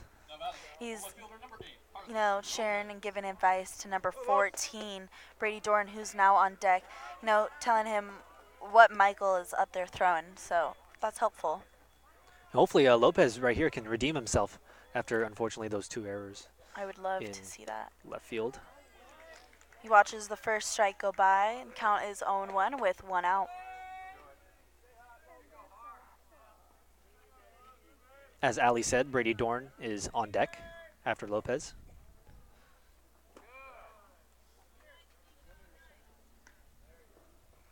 Almost hit Lopez's feet there. Harley Lopez is a lefty for the Gators. He's from Bakersfield, California, and he's also a transfer student from Bakersfield College. He's a big guy, 5'10", at 175 pounds. He's such a monster player for the Gators, so hopefully he can redeem himself for his 2 errors that he made in the second inning. I hope so too. Count is 1-2. Lopez 1 for 1 today with a 320 batting average. Has 6 home runs and 33 RBIs. He's not far behind Jack Harris with that team leading 7 home run. He's not at all. He's literally 1 away from tying Jack Harris. Wouldn't it be great if they could, he could get one out today and they could be tied? That would be great. That would be dope. That would be amazing.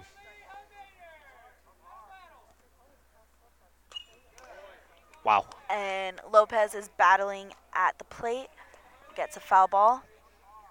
Count is 1-2 with 1 out. Excuse me, 2-2.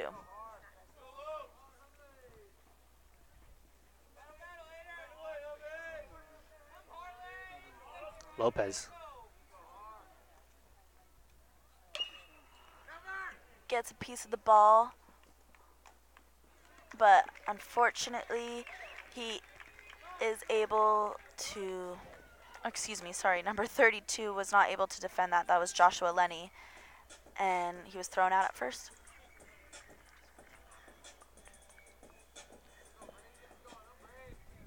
The shortstop, number 14, Brady Dorn. And number 14, Brady Dorn, is up to bat. How did he do last at bat, Nick? Brady Dorn is actually 0 for 1 today. Hopefully looking to make it 1 for 2.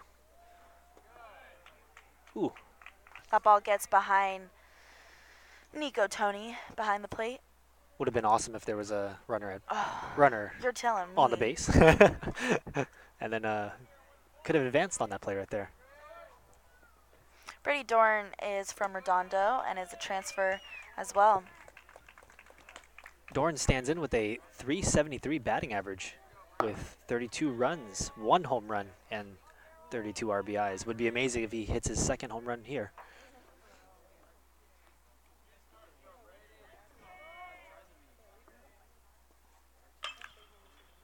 Ooh, ball is foul, but that was a solid hit down the third base line.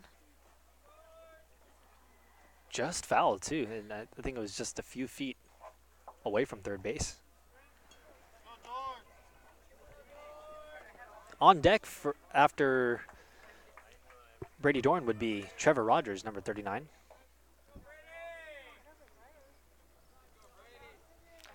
Rogers is the first baseman and the powerhouse freshman for the Gators. Dorn stays patient as he watches that ball go by. It's 3-1 with 2 outs. Excuse me, 3-2. Oh, I guess the scoreboard is off. The ball got stuck up there on that foul.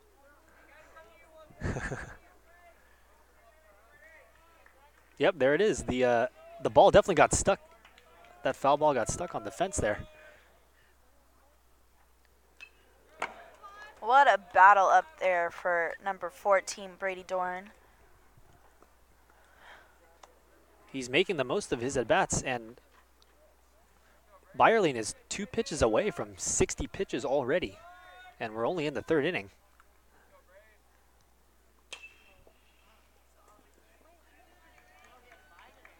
And that's 3 up and 3 down for the Seawolves. That was a very short inning for both teams. Unfortunately, yes. It's boring compared to the first 2 innings we got to watch. It was. I think unfortunately both pitchers. It seems like both pitchers have settled down. They're slowing down for sure. Hernandez and Byerling, they've settled down and have been making the most of their at bats. I have a feeling that Byerling is on his way out of the game as He's at about, what, 50 pitches, Nick? Yes, he's actually almost near 60. Oh, So wow. he could be on his way out. I mean, like we said, he walked already 2, 3 Gators already. So he could be out. So the Gators are really working the count against Byerling. Definitely. And number 32, Matthew Hernandez, is back on the mound for the Gators with only 40 pitches today. So Not too bad. not too bad at all. It's roughly about 10 pitches an inning right now Hmm. here in the 4th inning. Leading off for the Seawolves would be number 2, Rayson Romero. And following him will be catcher number 37, Nico Tony, and number 21, Dan Deely. I'm excited to see, I wonder if it's Nico or Nico, but Tony, the catcher, Mhm. he did not have a good at-bat in his first at-bat, so. He did not. He was really angry, He was, and a bit of a temper. he did. So I'm excited to see how that goes. And Hernandez gets the first strike across the plate for the inning. Count is 0-1. Tony thought about bunting there, but pulled it back. But it was a strike anyways. Ooh, Ooh, very close. that was a good pitch, but not good enough. Rayson Romero is 0 for 1 today with a 274 batting average. Hernandez is squaring up. And the pitch is too low. Puts the count at 2-1. The Seawolves are all up on their feet, cheering on their teammate as he faces Matthew Hernandez. Ooh, for the third ball.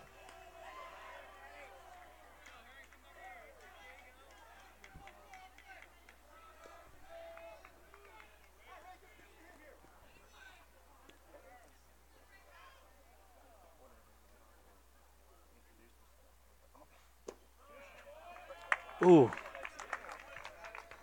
Count is 3-2. that was a pretty low strike there, but that was a pitcher strike there. It worked in the favor of Matthew Hernandez.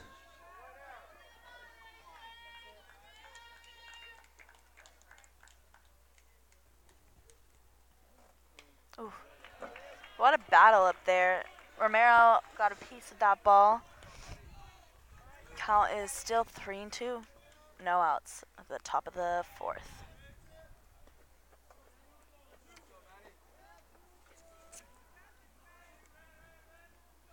Romero previously attended St. Louis High School and was from Milani, Hawaii. Ooh, with a crack of the bat, he gets a hit off to left field, and Harley Lopez made a. Oh! Harley Lopez made the catch, made up for his 2 errors in the 2nd inning. He played that off like the ball went over. We called it, Allie. Oh my goodness! What a play from Harley Lopez. He shocked us all. What an amazing catch by Harley Lopez. Wow. Sneaky. Oh, that was awesome. As Matthew Hernandez tips his cap to Harley You see him Lopez. smiling over there. He's like, yeah, I got it.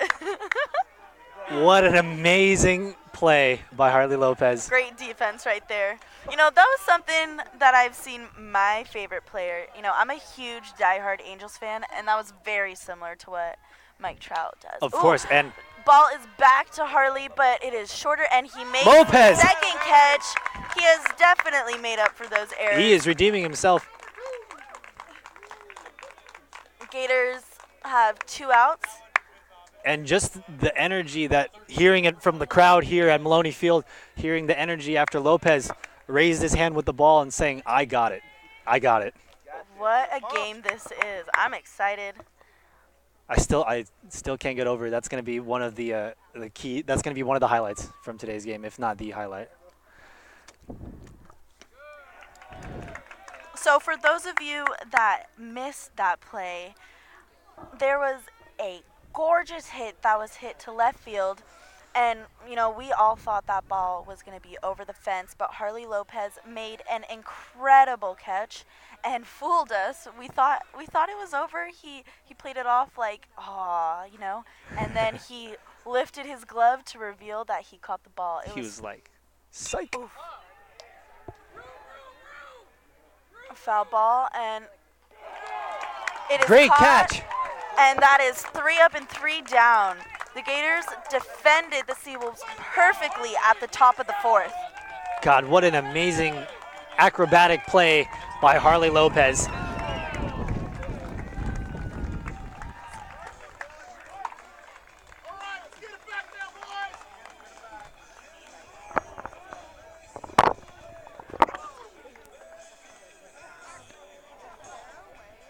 As we go to the bottom of the 4th inning, Gators still trail the Seawolves 3-2. But after that amazing play by Harley Lopez, you could just hear it from the crowd here.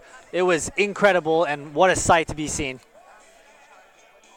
It was absolutely incredible, and it was funny that we called it previously that it'd be amazing if Harley Lopez would be able to. It'd be amazing if he would be able to make that catch and rob a home run in left field. And it was amazing to be able to see it, and amazing to hear Allie Bolin call the play. It was what an unbelievable play. That was exciting to call. I was like, oh my God. And we weren't even sure. Oh, my papers are flying away.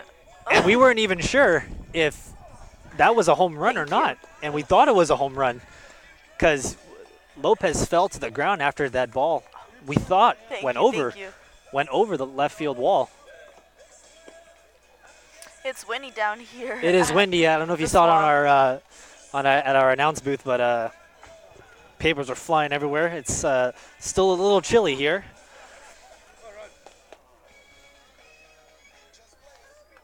Wow. And Byerling is still in the game. The Seawolves have not taken him out and off the mound, so he's going to face our freshman superstar number 39, Trevor Rogers.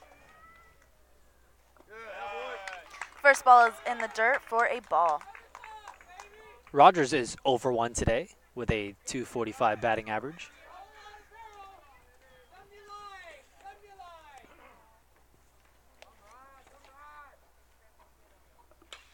Rogers Gets a piece, but unfortunately it wasn't in the position to drop in. Center fielder for the Seawolves, Bryce Nagata, made a catch. And I was looking at yesterday, Ali, online that the dimensions of Maloney Field in center field, it's about 415 feet. Kind of makes me wish on that play that the center field was a little bit shorter than that, a shorter distance, because that definitely would have been a home run to deep center. And Jack Harris is up to bat with a foul ball for his first pitch. Harris stands in with a .293 batting average. He leads the Gators with 7 home runs.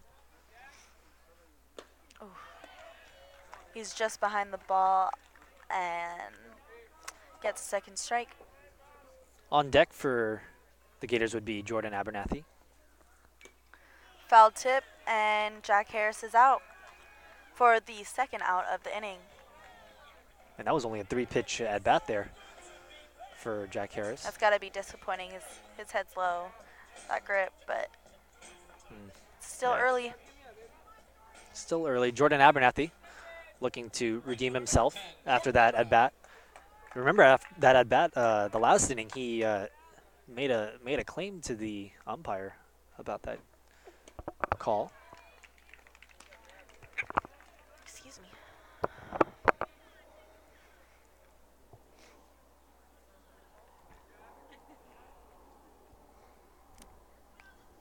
Abernathy's getting ready. Oof. There was some solid contact on the ball, but it was too far to the left. Into the Seawolves bullpen right there. He was like, I'm getting tired of you guys yelling at me. I'm going to hit it towards you guys.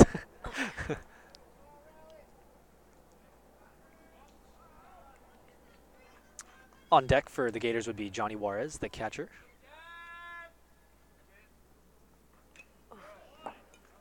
Abernathy makes contact for another foul ball. Count is 0-2 with 2 outs.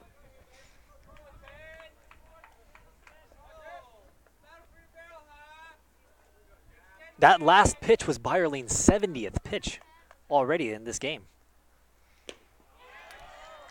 And there's another strikeout, putting the Gators with no hits for the bottom of the 4th. Score is 3-2 at the top of the 5th. So now we've seen 2 straight innings, 3 up, 3 down from both sides. Yes, we have. And like we said, it looks like both Hernandez and Byerly have seemed to settle down a bit, but I can't see Byerly going any more than 2 more innings because he's already got 70 pitches already. So they're probably going to have to warm someone up for the Seawolves. I think you're right.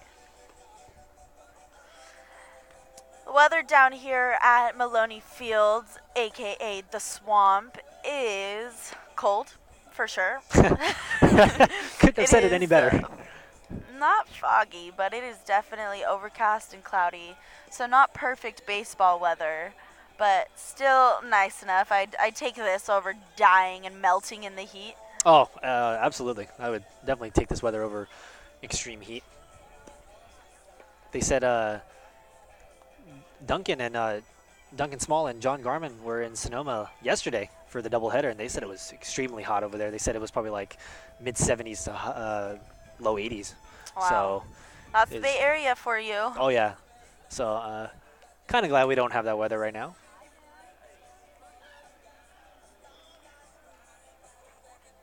Hernandez has 50 pitches in the 5th inning, so in the 4th inning, he only pitched 10 pitches, which is great.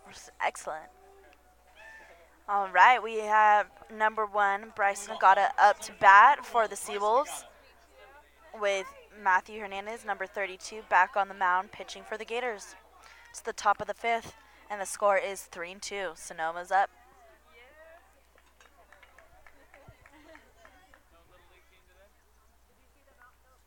Ooh, makes contact with the first pitch and just barely is called out at first. That was a close call.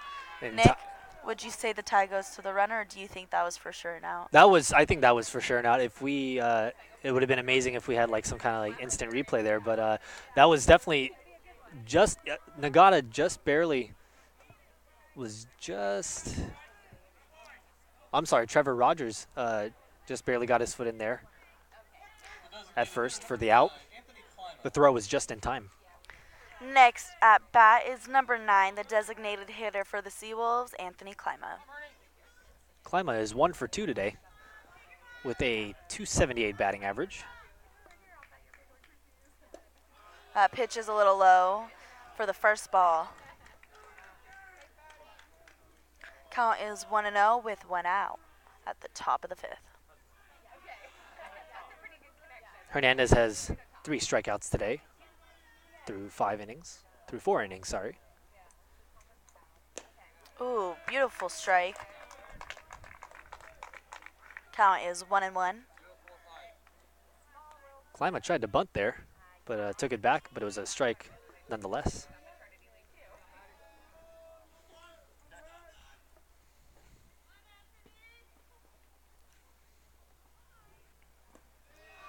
That was a good defensive play right there from Johnny Juarez. He kept the ball in front of him. The pitch was low. Fortunately, there weren't any runners on base. On deck for the Seawolves would be number 6, Zach Gardino, after Anthony Klima. Hernandez throws the pitch, and it's high for the 3rd ball. Count is 3-1.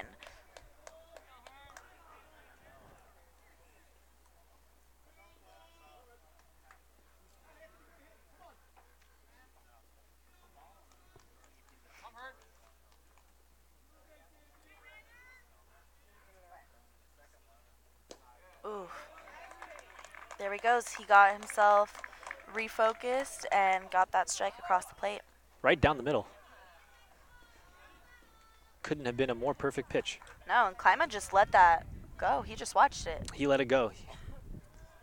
Probably was not the pitch that he was looking for.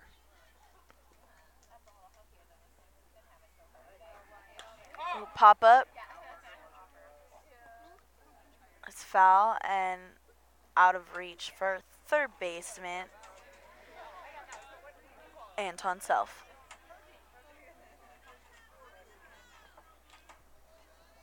Anthony Klima is a junior for the Seals. He's a lefty that also throws lefty. He's from Benicia, California, and transferred from Sacramento Community College. He's 5'11" and 185 pounds. Full count. Oof. Oh. And he is sent to first for a walk. That was a debatable call by the umpire. That was questionable, yeah. That was questionable. From our angle, it looked like a strike. Yeah, but I'm not hearing any arguments That is coming true. from the dugout, so. That is true. It's the top of the fifth inning here. Sonoma State is up to bat, and they have one runner on first with one out. Hernandez throws the first ball for number 25, Zach Gardano.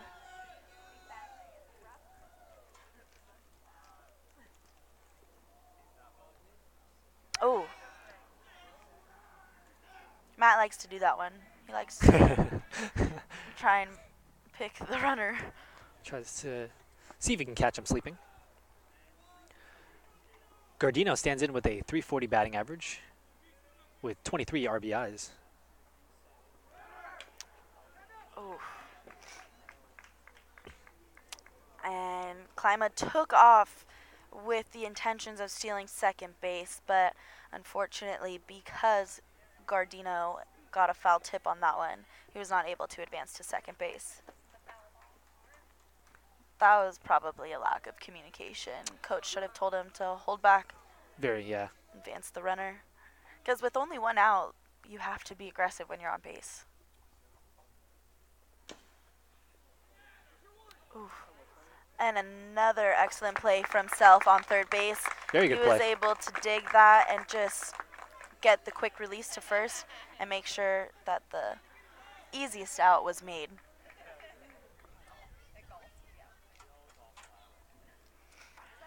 There are two outs at the top of the fifth with a runner on second base. Number 32, Joshua Lenny, is up to bat for the Seawolves. Lenny is 1 for 2 today. Comes in with a .271 batting average with 6 home runs and 24 RBIs this season.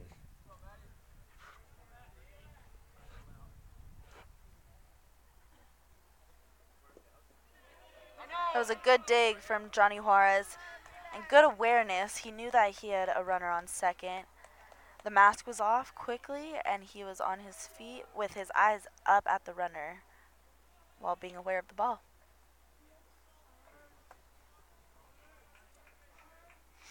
And with Klima leads off. with that good block by Juarez, that held Klima at second. Ooh. Wow. That was a great pitch from Hernandez, but it was a ball, and it is 2-0.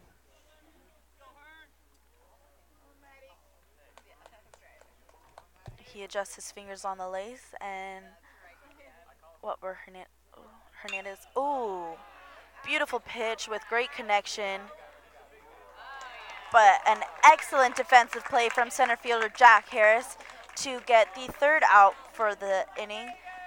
Score is 3-2 at the bottom of the fifth. Great play there by Jack Harris, the center fielder. As the Gators will look to at the very least, tie up the game against Sonoma State Seawolves, and at the most take the lead. And in baseball, you can never have so many runs. So it'd be great to have for the Gators to get those insurance runs, even if they're up by 1. You know, I would want them to be up by 20 runs or something like that. And even then, I still wouldn't take it. No, both of these teams, as we discussed at the beginning of the game, Nick, we talked about how it was going to be a competitive game today because both of these teams are fighting for the number 6 spot, which will put them into playoffs for their 2018 season. The Gators won the first game of the series, but lost the doubleheader yesterday. And, they're neck and neck for today's game. So, what do you think is going to happen next, or what do you want to happen next within these last few innings? Especially on the, I mean, for me, especially on the Gators side, I would definitely want to see a Jack Harris home run or any home run for that matter for the Gators. At least a home run, so that it'd be great to call with you and just playing small ball. It doesn't even have to be about the long ball. Just to be able to rack up runs. And like I said, you can never have too many runs in baseball. So to get hit after hit after hit, hit after hit after hit, like what the Seawolves did in the first inning, where they had like 3, 4, 5 straight hits. So it'd be great to see that happen. Perfect. Well, now we are starting the bottom of the 5th inning with number 6, Johnny Juarez, up to bat.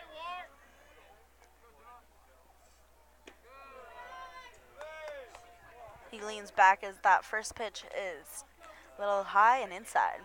Wow, and this is Byerline is still out there with that was his 75th pitch. Ooh, Juarez. perfect hit from Johnny Juarez, getting a single. It was just in between the shortstop and the left fielder. No one was able to get to it. It was perfect location. Great way to lead off the inning. Definitely. So now we're going to have number 20, Anton Self, up to bat, and he's had a good game so far, so hopefully he'll be able to have another good at that and advance Juarez to second base or even beyond. Self is 1-1 today. The bunt, and he is, he did his job. He advanced the runner and got him to second. There's one out at the bottom of the 5th. Good bunt by Self. We have number 4, Jackson Critch, up to bat with the top of the lineup. And now, with that sacrifice bunt, there is no room for any double play for the Seawolves. The second baseman, number 4, Jackson Fritsch. Krish is 0 for 1 today with a .359 batting average.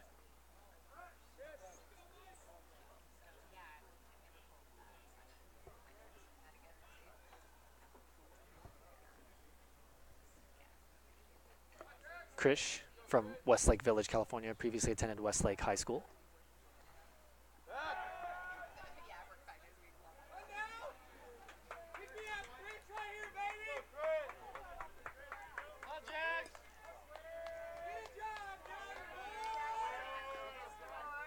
Critch is up to bat, and the Gators dugout is getting louder. And now we do have some bullpen activity for the Seawolves, as they have a pitcher warming up in the bullpen. Ooh, it was a beautiful strike across the plate. Count is 1-1 with 1 out. That's number 22 for the Seawolves. Tyson Canfield. He is a junior. It's a foul ball. Count is 1-2. Nico Tony was up after that foul ball, and He was was. looking to see if he could get to it and catch it, but out of reach for sure. Juarez is in. Oh. Oh, And and let's see. that Critch was able to advance Johnny Juarez to third base. There are runners on first and third. that was a questionable throw there by the second baseman for the Seawolves. I don't think he was aware of his Yeah. situation.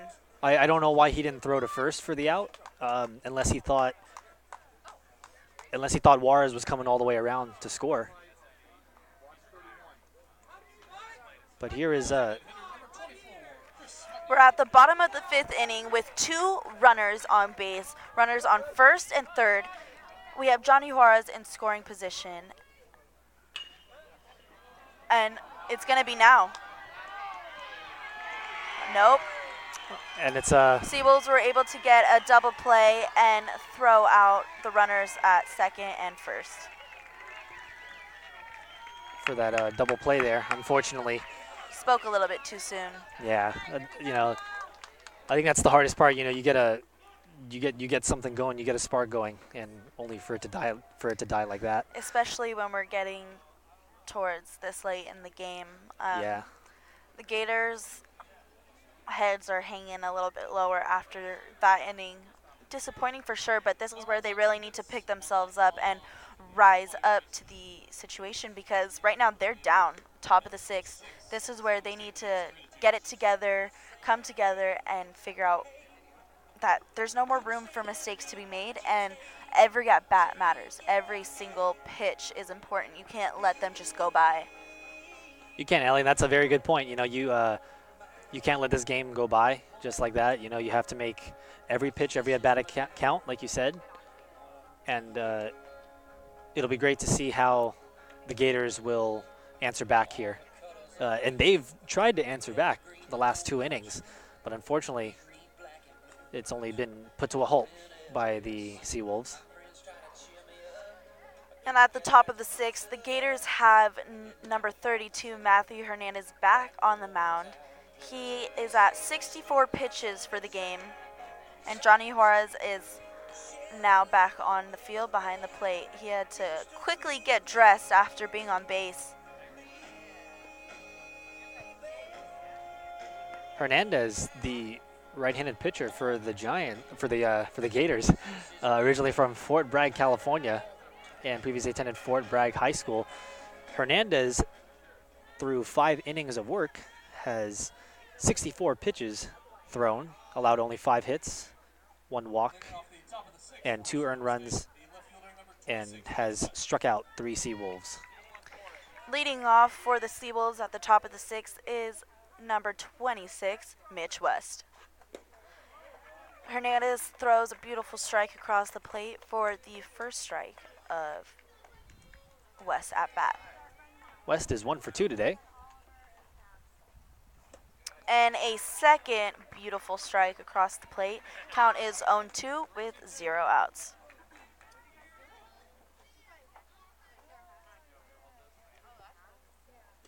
Oh, And Hernandez gets him with just 3 pitches. And the players throw the ball around the horn to celebrate that strikeout. a 3-pitch see you later by Matthew Hernandez.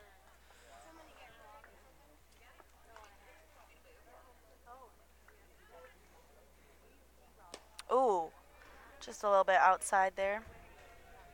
Man 1 is ball, no strikes.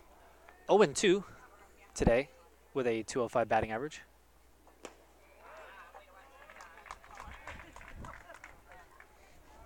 Number 8, Nathan Mann, is a righty for the Seawolves. He's from Carlsbad, California, and a transfer from San Diego Mesa Junior College.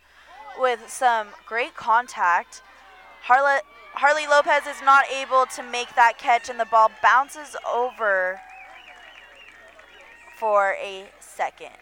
For a ground rule double there. It bounced over left field, or into left center field actually.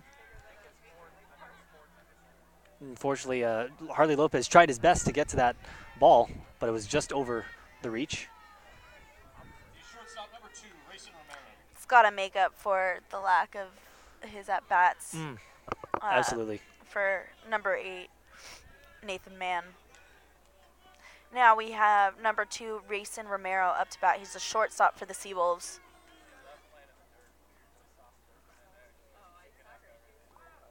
Ooh, great strike. Romero is 0 for 2 today with a 272 batting average from Mililani, Hawaii, and previously attended St. Louis High School.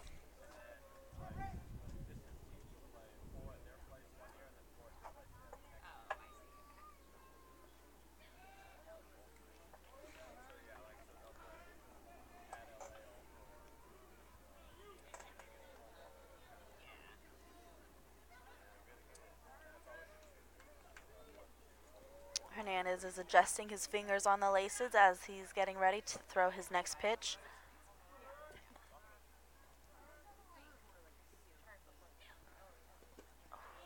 And it's in the dirt with a good scoop from number 6, Johnny Juarez. On deck for the Seawolves would be the catcher, Nico Tony. I'd say Tony has had a pretty good defensive game He has. behind the plate for the Seawolves. He definitely has.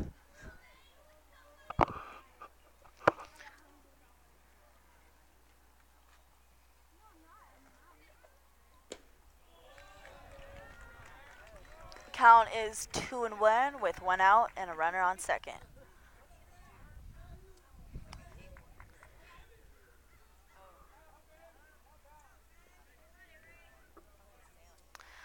Number 37, Nico Tony, the catcher for the Seawolves, is on deck, and he's had a pretty good defensive game. His first at bat was a little iffy. He had some words with the umpire, Yes, he did. so we'll see what he brings to the plate with his offense. As we said, Nico Tony on deck, originally from Elk Grove, California. He's watching the pitcher so intensely. Ooh. And that pitch was inside and sends number 2, Rayson Romero, to first for a walk. We have runners at first and second, and Tony Schifano is heading to the mound to have a few words with Matt Hernandez. Now, Schifano may just be able to calm him down. I don't think it's time just yet to send in a new pitcher. You can see him; he's confident in his players. He knows that that they have what it takes to get themselves to the next level. So I think this was a perfect time for him to head out and just remind them to stay calm, keep their composure, and just play smart. Because really, all that they need to do is play simply the way that they know how to play. Because they got here, they're playing collegiate baseball. So Yep. they just need to use their skills and be smart. They can't remember where they have to remember where they came from to be able to. It's easy to get lost in the heat of the moment and Yeah. the excitement. So, oof, it was solid contact, but the ball is foul for number 37, Nico Tony. As Harley Lopez goes over to retrieve the ball, but that one's a foul ball. Nico Tony struck Count that one. is 0-1 with 1 out. Runners on first and second. Tony is strong and he has power, so if he's able to straighten out that ball, that means trouble for the Gators. Yes, it does. And Hernandez hopes to get out of this inning unscathed.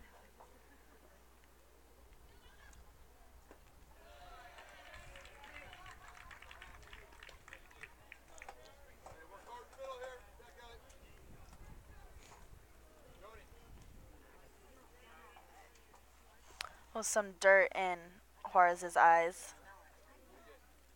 There's Matt Ump is gonna clean home plate. Dust off the plate a bit. Oh, that was lovely. Thank you. Hernandez has 75 pitches now in the top of the 6th inning. After Nico Tony would be Dan Deely.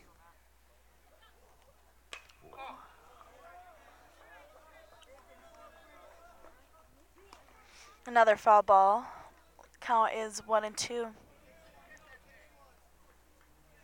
Hernandez just needs to throw a strike over the plate and let his team do what they do best and just defend the ball. His job is to just get the ball over the plate.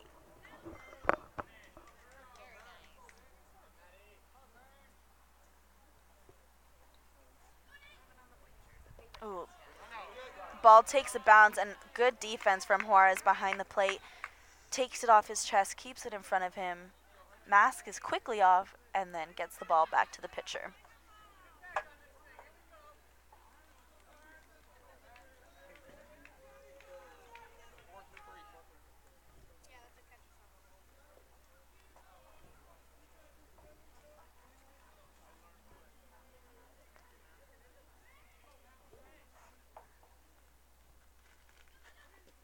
Oh, he went around. Did he go around? Yep, he went All around. right, Tony is out with a strikeout, and the Gators were able to prevent the runners from advancing to another base. Great strikeout there for Matthew Hernandez. He needed that for 2 outs.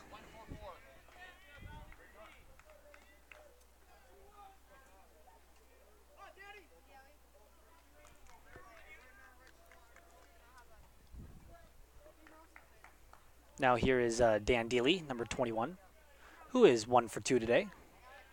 Has a 190 batting average.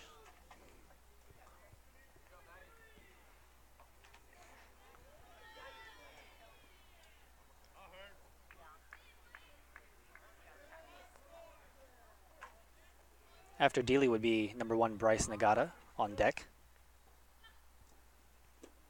Ooh, beautiful pitch from Hernandez. Dealey was way out in front on that one. Oh, yeah. Way out in Count front. is 0-1 with 2 outs. Runners on first and second. On deck for Sonoma is number 1, Bryce Nagata.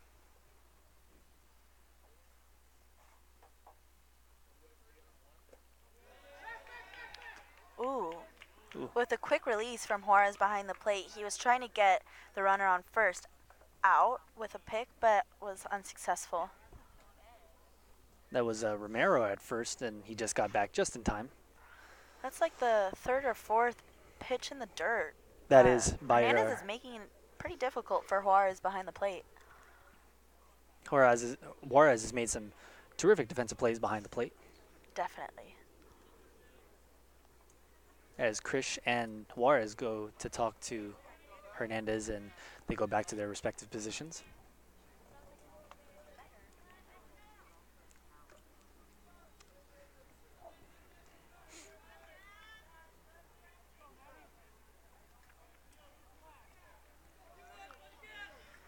Hernandez is getting ready to pitch the ball. Takes a look. Ooh, great pitch. Beautiful, caught him swinging. Dealey, the batter, is from Sonoma, California, and previously attended Sacramento State. The junior infielder for the Seawolves, as Hernandez now has the count at 1-2 to Dealey.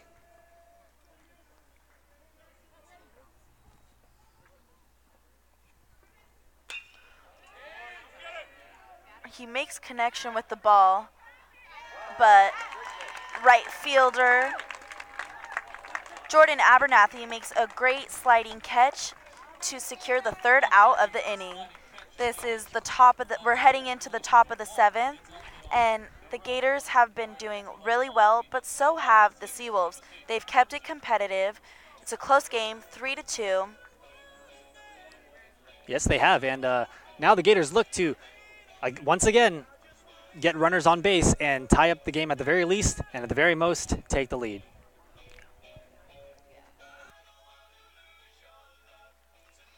An interesting decision.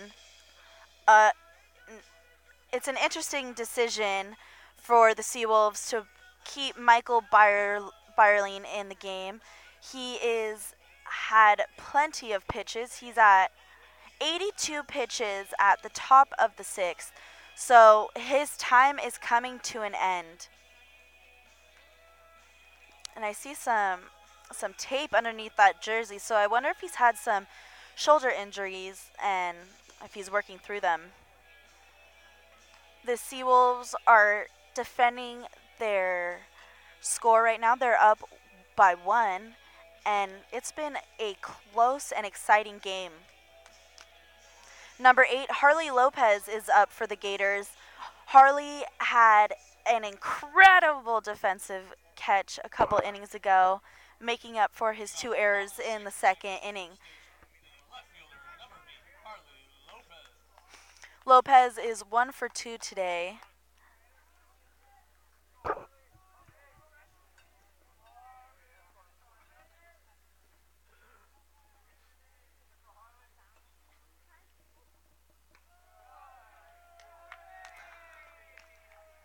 First ball Count is 1-0.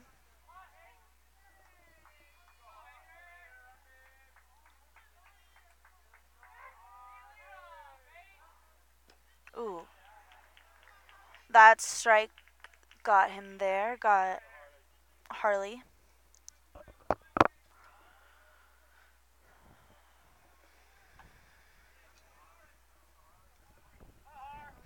Lopez steps back into the box. Ooh. And swings and misses for the second strike. On deck for the Gators is number 14, Brady Dorn. He's the shortstop for the Gators.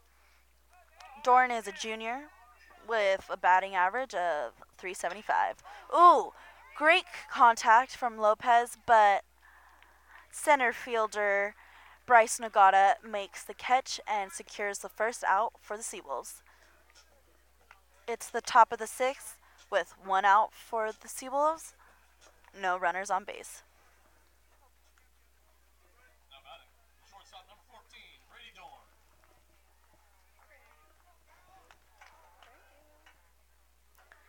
Number 14, Brady Dorn up to bat. Righty from Redondo Beach, California, is a transfer from El Camino College. Dorn is 0 for 2 today.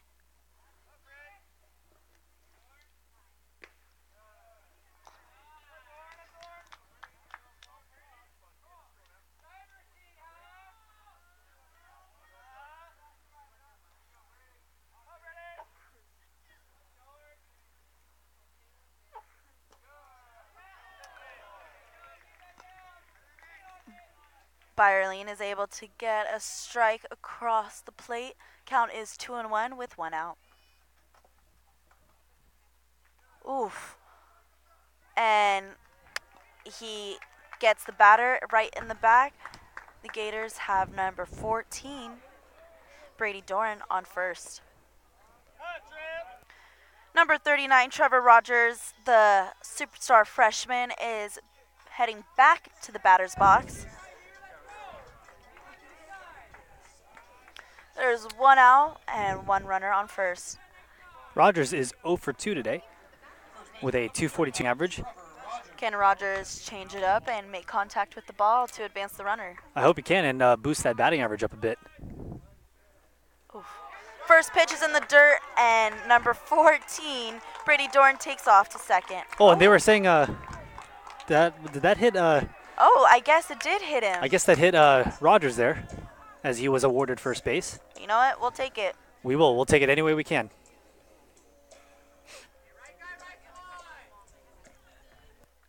Number 11, Jack Harris, the center fielder for the Gators, approaches the plate.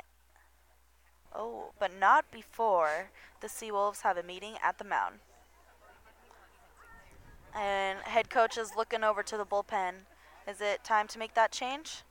Byerline has 91 pitches already in 5 and a third innings here. As here comes the umpire to break up their little huddle. That's number 22, Tyson Canfield, warming up for the Seawolves.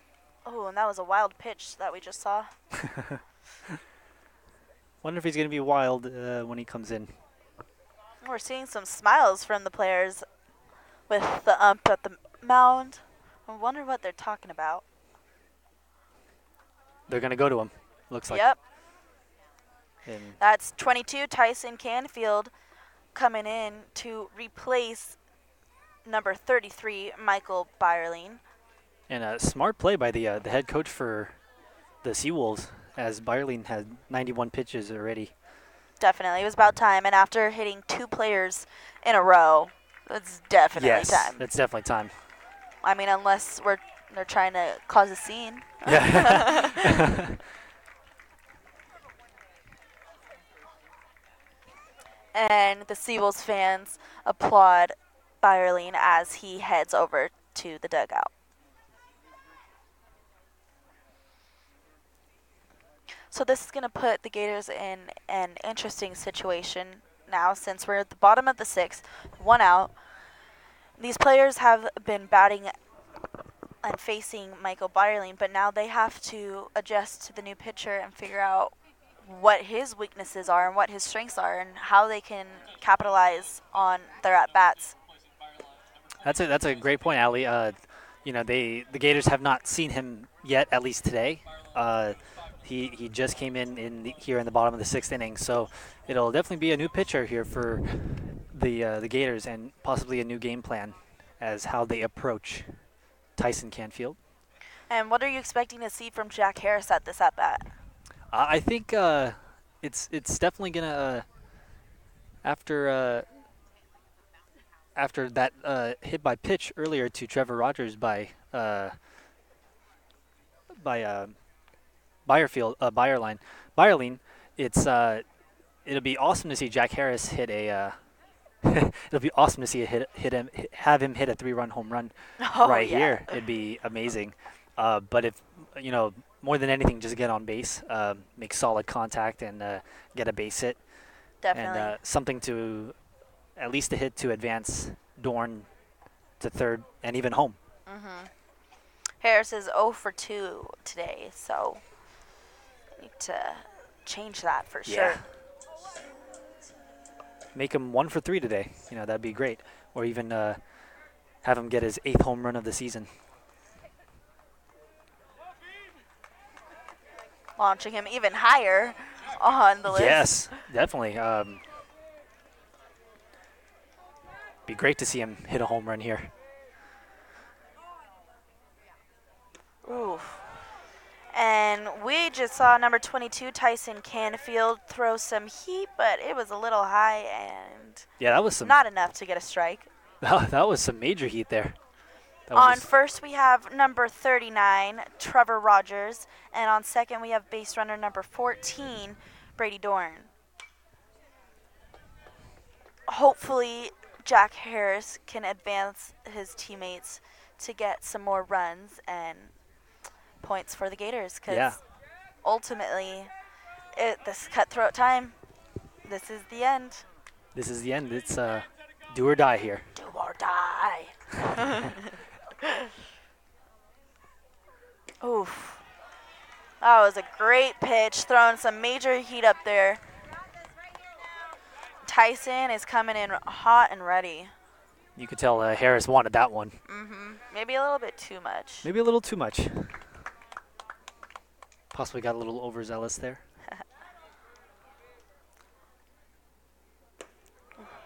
On deck for the Gators, we have number 10, Jordan Abernathy, who is also 0 for 2 in today's game. Harris standing in with a .291 batting average.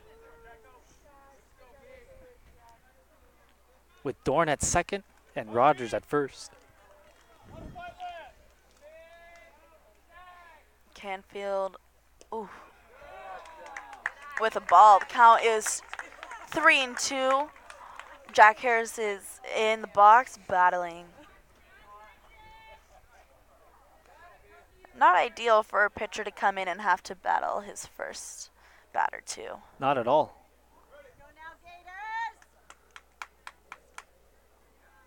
And that was Romero going out to talk to Canfield. Oh, and this is a full count situation here for Harris and for Canfield.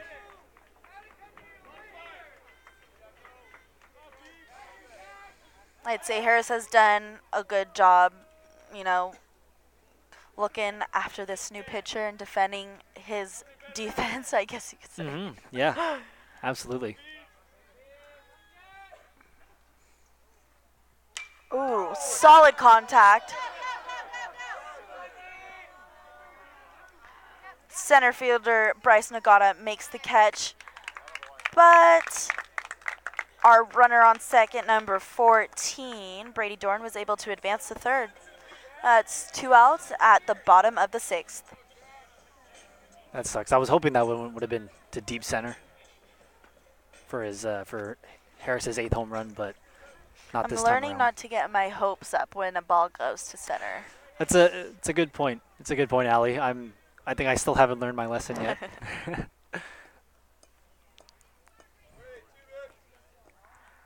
we have a pitcher getting ready in the bullpen for the Gators, number 35, and that is Jordan Iglite.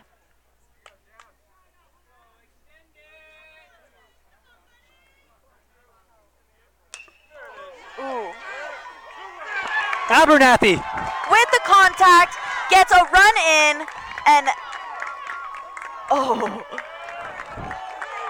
Trevor Rogers holds himself back at third, and that's Abernathy with the second to get the Gators back in this game. Score is 3-3. And the boys are pumped once again. What a terrific hit. What a terrific opposite field hit by Jordan Abernathy, bringing in Dorn to tie this game up.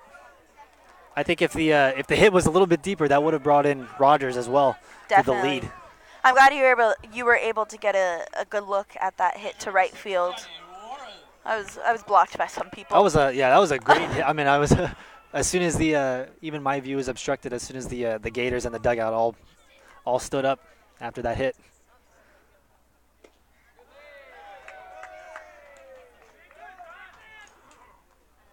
And that was Tyson Canfield attempting to throw some heat, but not quite succeeding with 1 ball and no strikes for Johnny Juarez up to bat. Oof. Count is 1-1. Runners on second and third with 2 outs. Juarez is 1 for 2 today with a .256 batting average. On deck would be Anton Self, the third baseman for the Gators.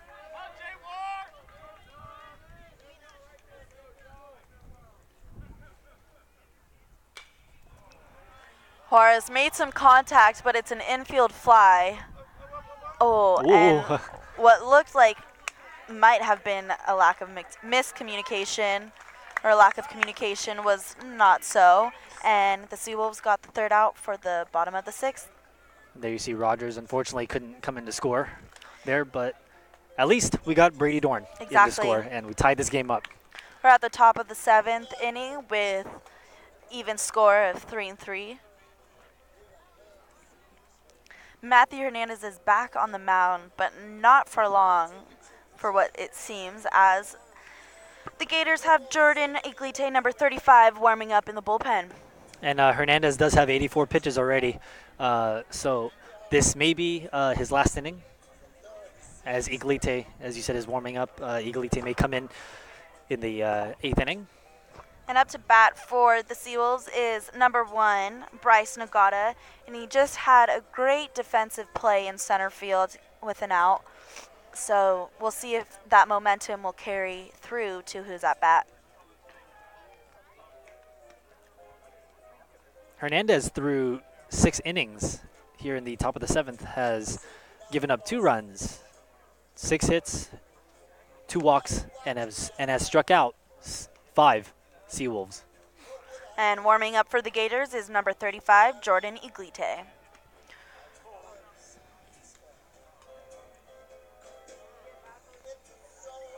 Allie, this has definitely turned into a seesaw battle Oh, kind of absolutely. game. But you called it. You said it was going to be like this, and you definitely were not wrong. I didn't realize how tight this was going to be, because first it was the Seawolves leading 2-0, and then we got it back and tied it up 2-2. Matthew Hernandez is 3-4 with 65 strikeouts as the team leader for the pitchers for the Gators. He's the 4th lowest in the CCAA starters with a 2.48 ERA.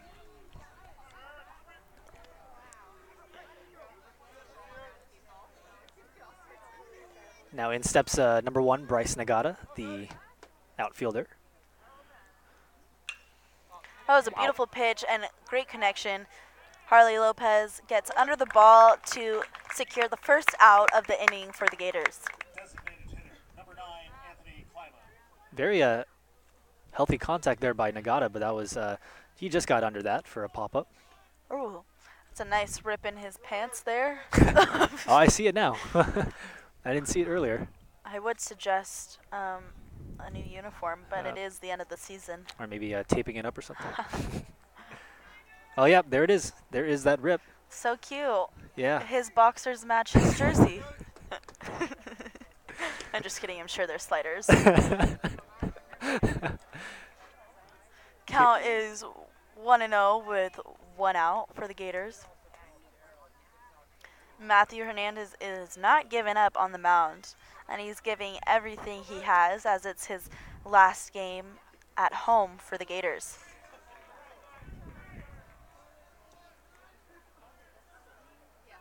Anthony Klima, number 9, is 1 for 2 today. Steps in with a 278 batting average.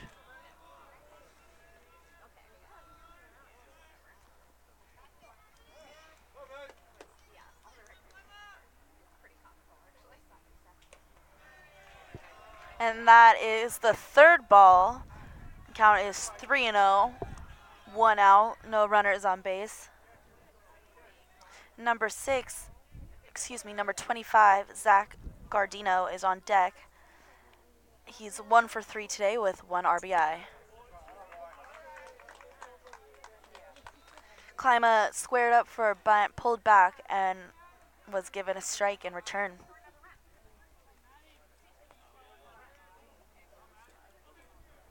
Count is 3-1.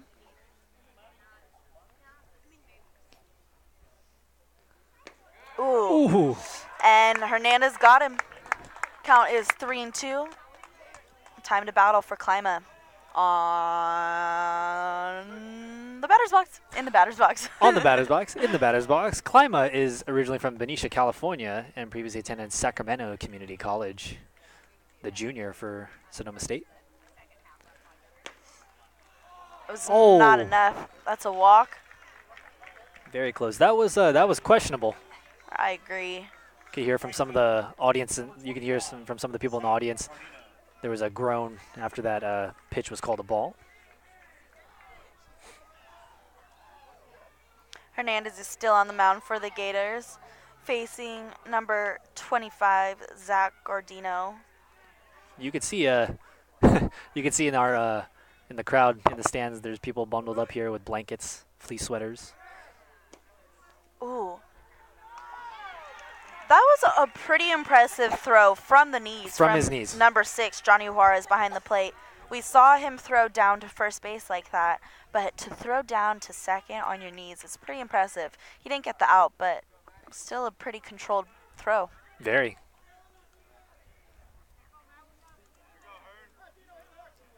And with that, Klima has stolen second. It's leading off, and Gardino's up to bat. Count is 0-1 with 1 out.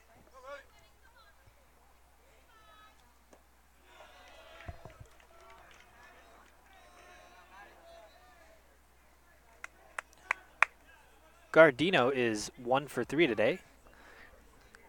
Steps in with a 338 batting average. And on deck for the Seawolves would be number 32, Joshua Lenny. Hernandez positions his fingers on the lace and takes his feet off the mound. He was looking to throw the ball back to second, but Klima was back to the base before Hernandez got a chance.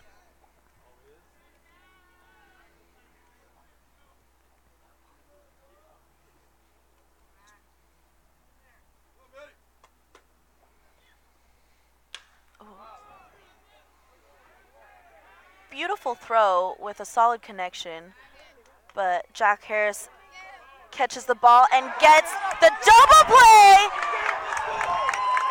and the Gators continue to keep this game interesting. What a play from Jack Harris, and a beautiful throw all the way to third base, and that defense from 20, Anton Self, he defended the ball, he got the ball, and then hustled to the base to throw down that tag. That was great defense all around from the Gators. We're at the bottom of the 7th inning, and it is a close game for sure. It's tied 3-3.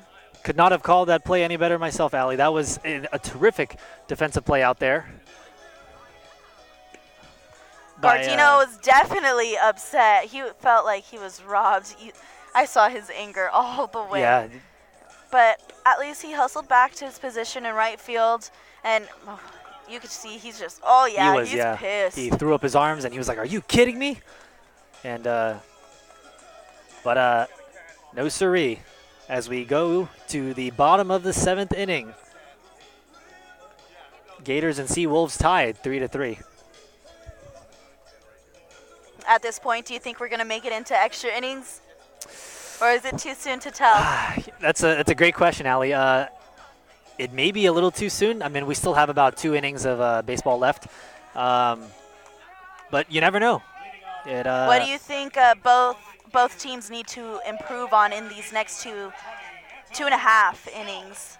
I definitely think with the Gators, they have failed, unfortunately, with runners in scoring position.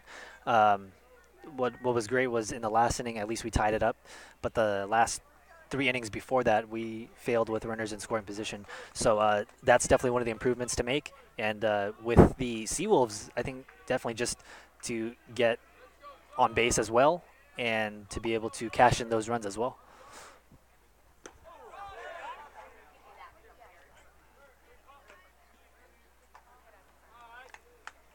That almost hit Self there as he backs away from that.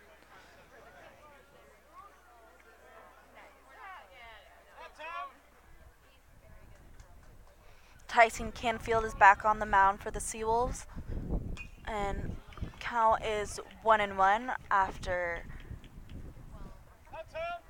Self gets a foul ball. Number 22 for the Seawolves, Tyson Canfield, stands in with a 4.65 ERA and has struck out 27 batters and has allowed 42 hits.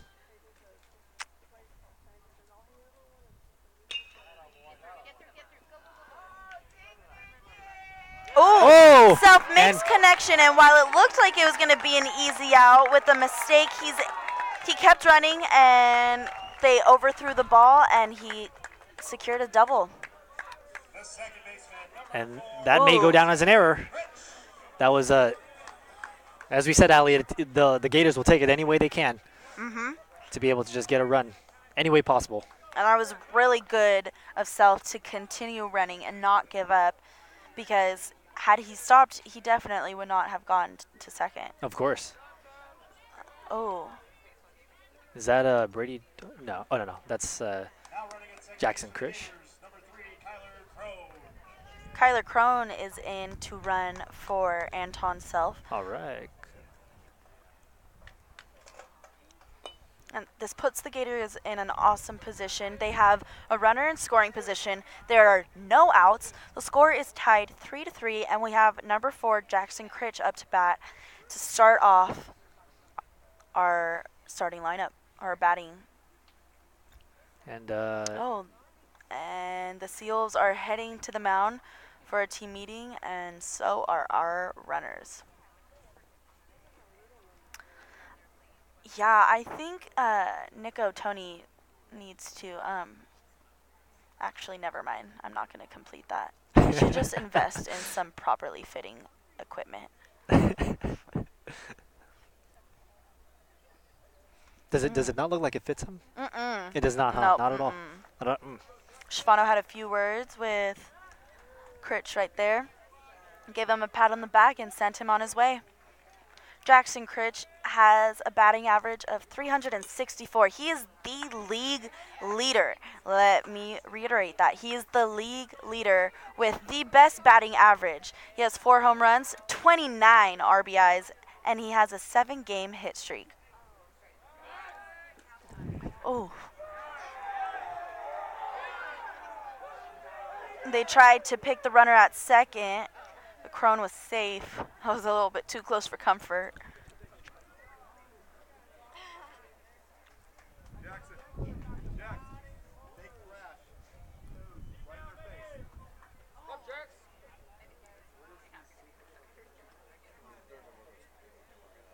So there's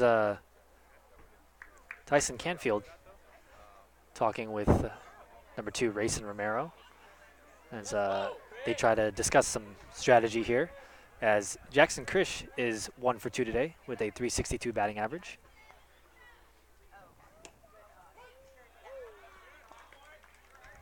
Canfield gets a strike across the plate. Count is 0-1.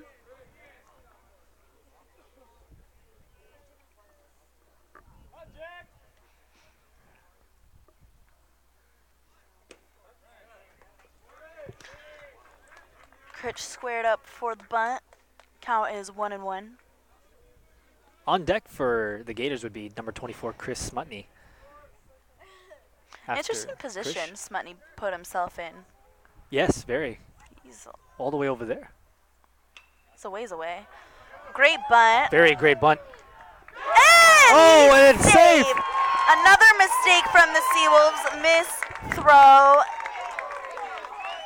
Critch gets on base, and while oh wow, that was awesome. I'm glad you were able to see that, Allie, because unfortunately, Coach Tony Schifano was blocking my view, so I could not tell whether or not that was safe or out. I could have sworn for sure that was an out, but then hearing the response from the Gators dugout, It was not. you can tell easily it was a safe. The score is 3-3. We are at the bottom of the 7th inning with no outs. Runners on first and third. Number 24, Chris Smutney, is up to bat for the Gators. He's 0 for 2 right now. Oh, and that. And takes a hard hit to the back and gets himself to first base. The Gators are up on their feet. They are loud. The bases are loaded, ladies and gentlemen, and let me tell you that there are no outs. This is an incredible situation for the Gators as the score is tied 3-3. We're putting this in the hands of number 8, Harley Lopez. Lopez now bats with the bases loaded, and he is 1 for 3 today. Comes in with a .316 batting average, and he has 6 home runs. And it makes me wonder if Canfield, if that was a flagrant pitch, if he did that on purpose. I don't know, because that sounded like a pretty hard hit. It definitely was. There's no doubt about Smutney, that. you know, It hurt me a little bit. That did. I could feel that one from here. Smutney's going to have a nice bruise. Oh, is that it? Are they going to they may make the call to take Canfield out.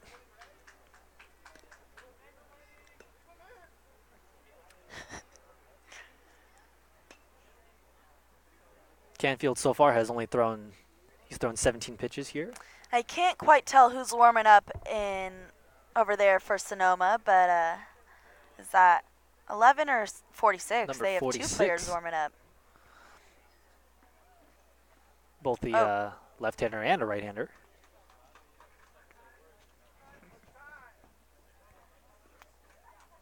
This is an amazing opportunity here for the Gators.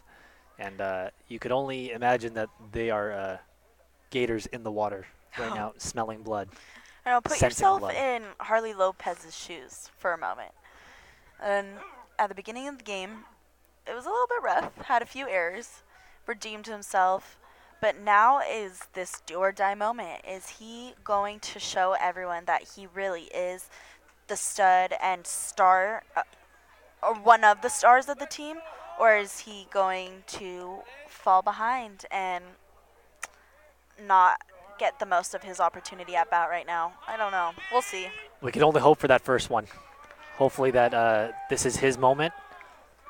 On deck, we have number 14, Brady Dorn, to clean up the mess in case Harley Lopez is not able to get the job done. And at this point, we're just looking to advance the runners. Just a single play. Small ball is all they need. They don't need a monster hit. Nope, just to, just get those insurance runs. Get hits any way you can. Ooh. That one is. Ball is up in the air towards center field. And it looks like, the catch is made. But Crone caught it. The run was scored.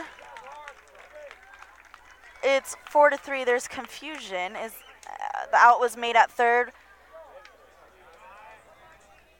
And that was on is that Smutney?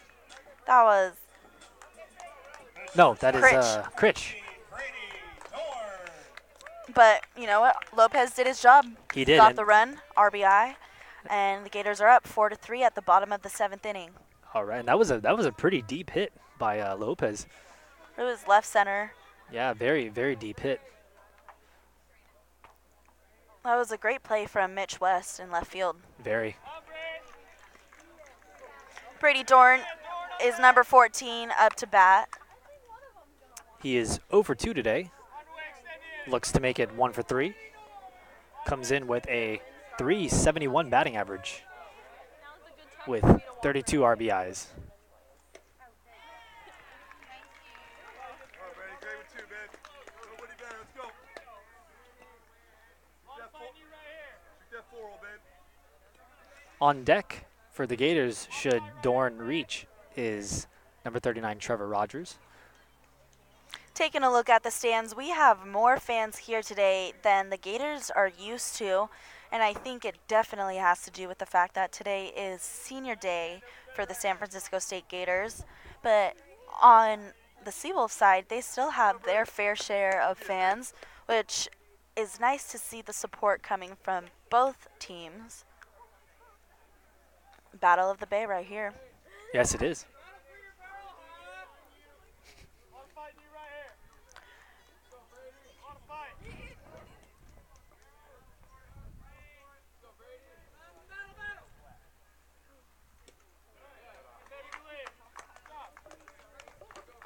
At second is Chris Smutney, as Dorn looked at that pitch for ball 1. Count is 1-1, 1-2 actually to Dorn.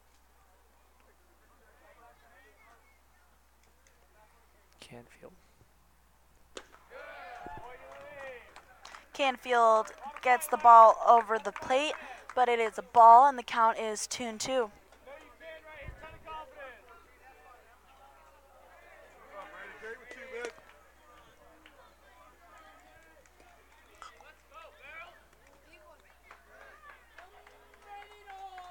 Here's Dorn, 2-2. Ooh. Oh, and that And that's it. Canfield hits his third player of the game. did that This is getting ugly and messy. did that hit Dorn in the almost thought it looked like it hit him in the neck or something. Wasn't quite sure.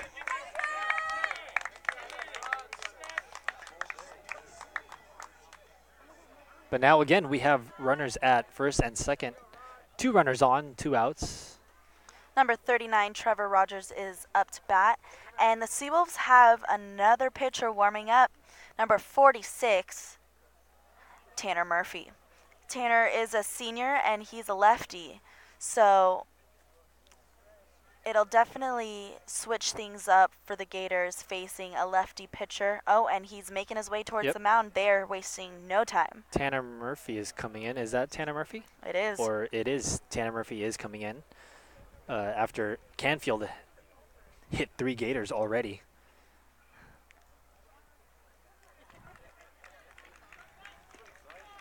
So that'll be it for Canfield. Your attention, please. Now pitching for the Seawolves, number 46, Tanner Murphy.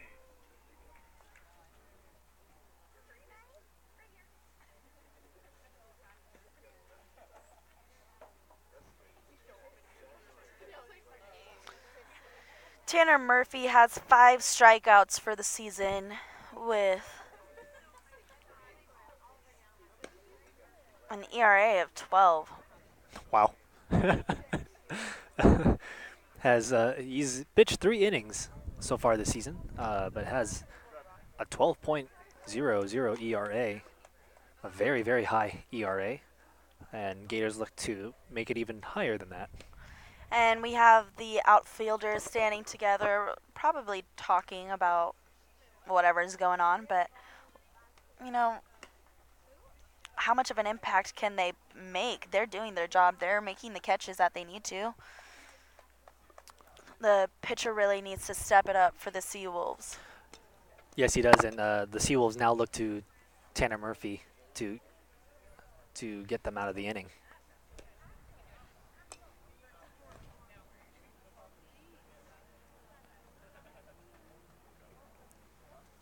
Trevor Rogers, the big 6'3" left-hander, who is 0 for 2 today with a 242 batting average. Looks to go 1 for 3 here for the Gators.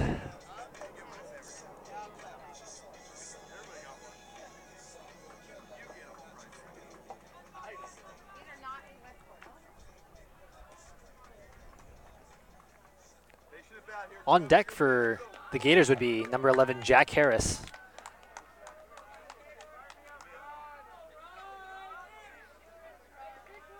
I think I'm going to nickname him the Phenom, Allie. And why are you gonna call him that? I would say the Phenom just because all of his hits are phenomenal. I love it. The Phenom. Oh, the first pitch is a little high.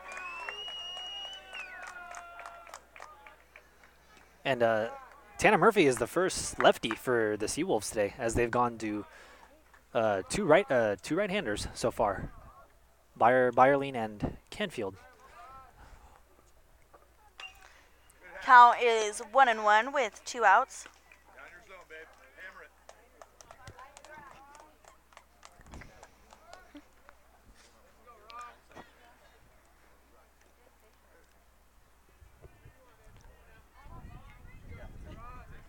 And mind you, Trevor Rogers is a freshman, so to be able to play in this kind of situation is amazing. Not only play, but perform well. Yes. And there's the second strike. Count is 1-2 with 2 outs. He takes a deep breath as he approaches the batter's box. There's a lot of pressure, but I think he has what it takes to make the contact and get himself on base. And he's battling another foul ball.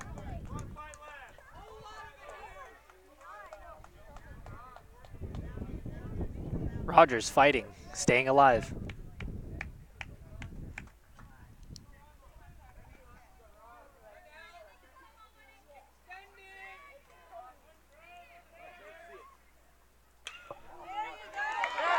And that's into center field. Makes the connection. And Smutney scores another run. Oh my gosh, I can't believe it, ladies and gentlemen. The Gators have given us an incredible ball game today. The score is 6-3. Wow. Dirt is flying. Everyone is on their feet. And the fans are happy. What an amazing turn of events here for the Gators as they now lead 6-3. And that was an amazing sequence of plays there. There was a base hit in the center field. Then you had the error at third, and that allowed the runner all the way from second to come in and score. We have a replay coming to you. You can see it just started off with great connection from Rogers. An error. Froze. Oh. Bad throw goes through. And number 14, Brady Dorn, gets that run in. Look at everyone. They're on their feet. They're so excited. Just feeling the energy. And wow. The Seawolves have another pitcher in, number 11, Joshua Medina. Joshua is a freshman for the Seawolves, so this is a huge learning moment for him, I'd say. He's going to be on the team next year, so this is going to give him some close and stressful experience for next season to help his team. But he must be feeling a lot of pressure coming in with 2 outs and now down 6-3. Now at this point, the Seawolves just look to limit the damage here. This is number 11, Joshua Medina. And I was just noticing, Allie, Medina has when he was warming up, he has a very unorthodox pitching style. He has a very whiplash effect, it seems like, on his pitches when he throws. I'll have to pay better attention. And it's battle of the 11s, 11 versus 11. We have Jack Harris up to bat facing number 11, Joshua Medina.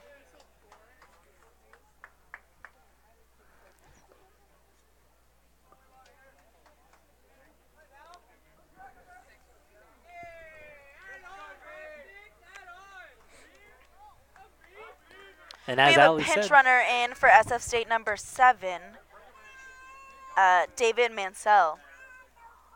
Jack Harris is up to bat at the plate. Ooh. And the first pitch is high. Count is 1-0, 2 outs. Joshua Medina, the new pitcher for the Seawolves, comes in with a 4.66 ERA.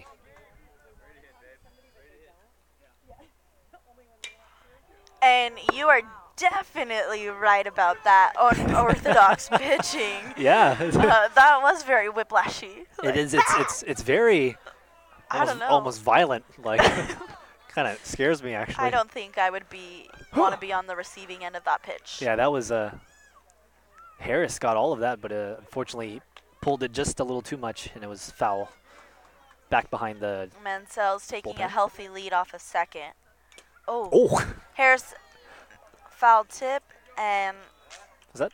got Nico Tony Yeah. in the head. Is that off his mask? That, Yeah, it sounded like that it. sounded. Thank God for protection. Oh yeah, I would never make it as a catcher, especially. To be Catching able is so to- much fun. Is it really? Yes, Is it you really? have all of the action. You're the team leader. Like, you see everything that's going on. Catching is so much fun. I stand corrected, ladies and gentlemen.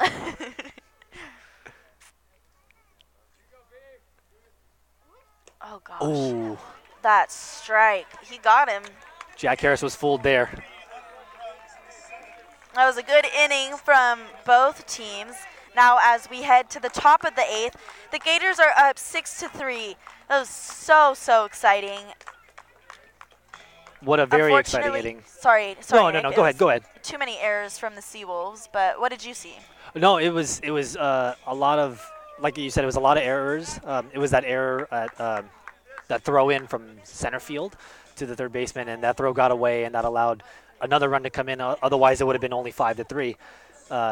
But I saw a lot of good hitting by the Gators. I also saw a lot of patient at bats.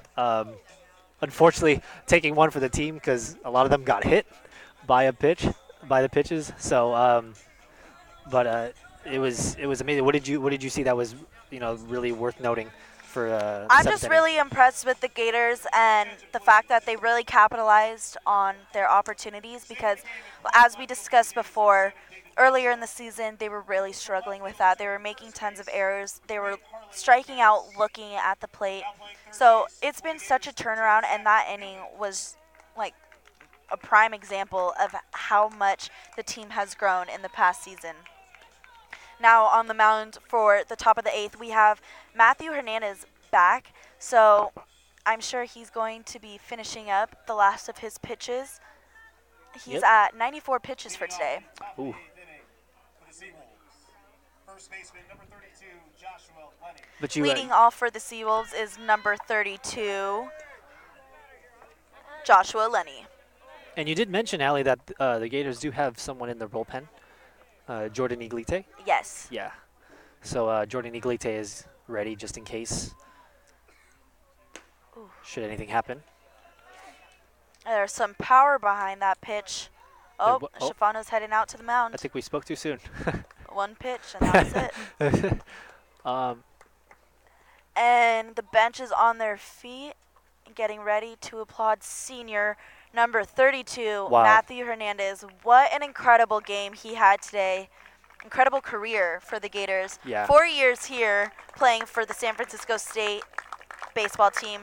And just congratulations to Matthew Hernandez and all of the hard work and efforts that were made during his 4-year career. What a sight.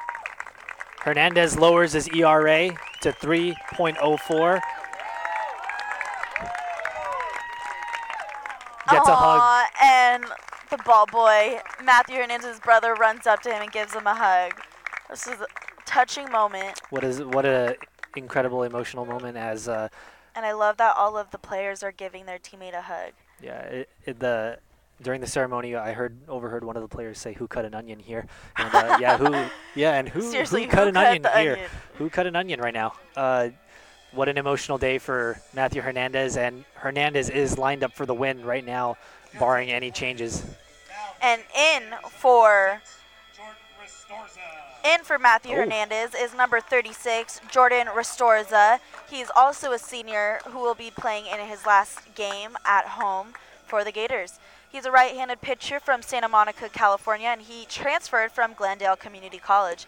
He stands on the mound at 6'5", 240 pounds.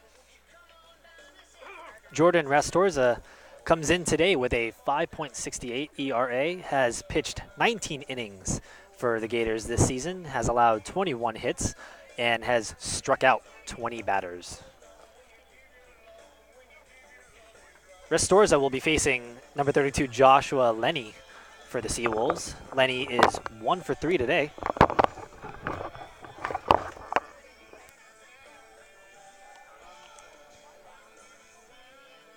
And there is Joshua Lenny, standing in at 6'3", the junior from Sonoma State, originally from Santa Rosa, California, and previously attended Santa Rosa Junior College.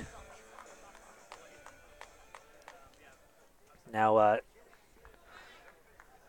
Restorza having a talk with his infielders.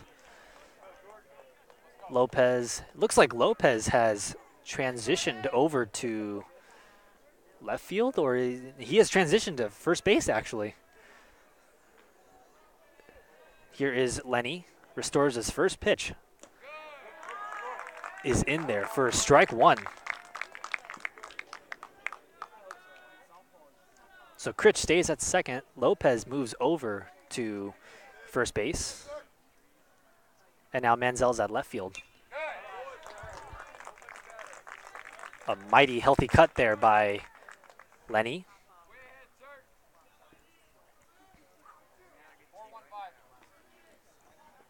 Ladies and gentlemen, if you're just joining us, the Gators had a monster inning in the 7th inning. They now lead Sonoma State Seawolves 6-3.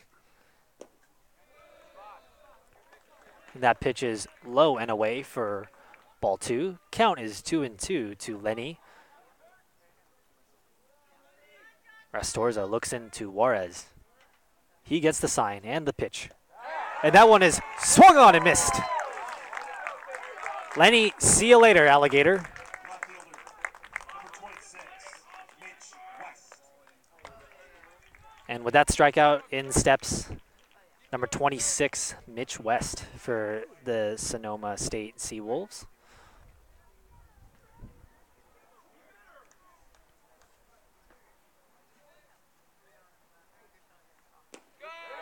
That one's in there for a called strike. Count is 0-1. Mitch West, originally from Santa Rosa, California, and previously attended Santa Rosa Junior College, 6 foot, 180 pounds. And that one's a drive to center field, but Harris parks himself underneath this one and makes the catch for out number 2. Second baseman, number 8, Nathan Mann. And now in steps the second baseman, number 8, Nathan Mann for the Seawolves, as he looks to extend this inning, as Rastorza looks to get out of it. 1-2-3.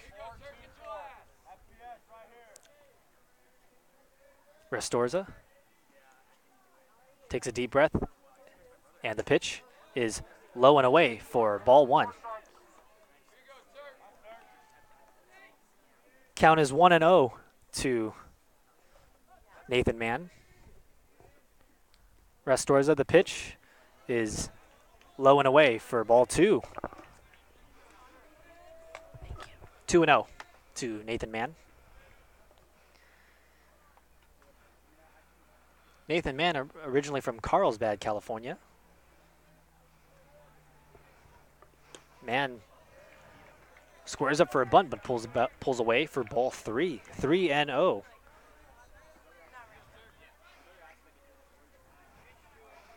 Nathan Mann is 1 for 3 today.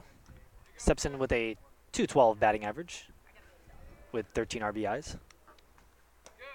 Count is 3-1 with 2 outs.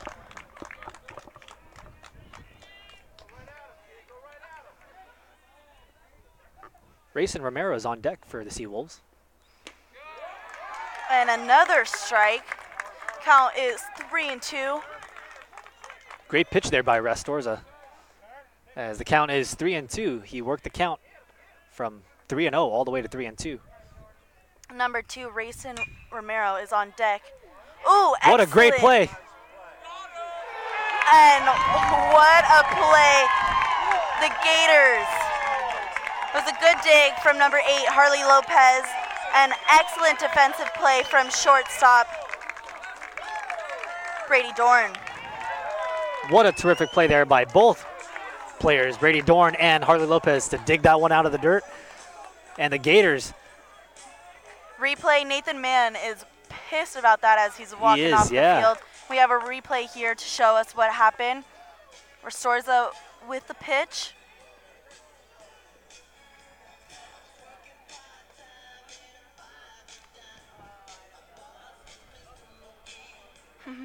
That one was low in the dirt on that pitch.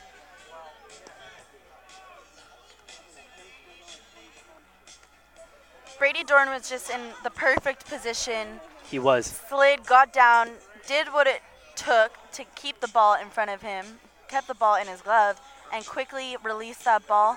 It was all around great defensive play. Great sliding play there by Dorn. And Lopez just proving even further that he is a great player and can play in multiple positions and succeed and do well at both. Yeah, he made a wonderful transition from left field to first base.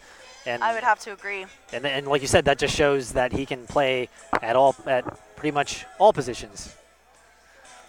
On the mound for the Seawolves is number 11, Joshua Medina. And number 10 for the Gators, Jordan Abernathy, the right fielder, will be facing Medina. Here is Jordan Abernathy, number 10, who is 1 for 3 today. Has 1 RBI. Score is still 6-3 at the top of the 8th. Excuse me, the bottom of the 8th with no outs. Oh! Wow!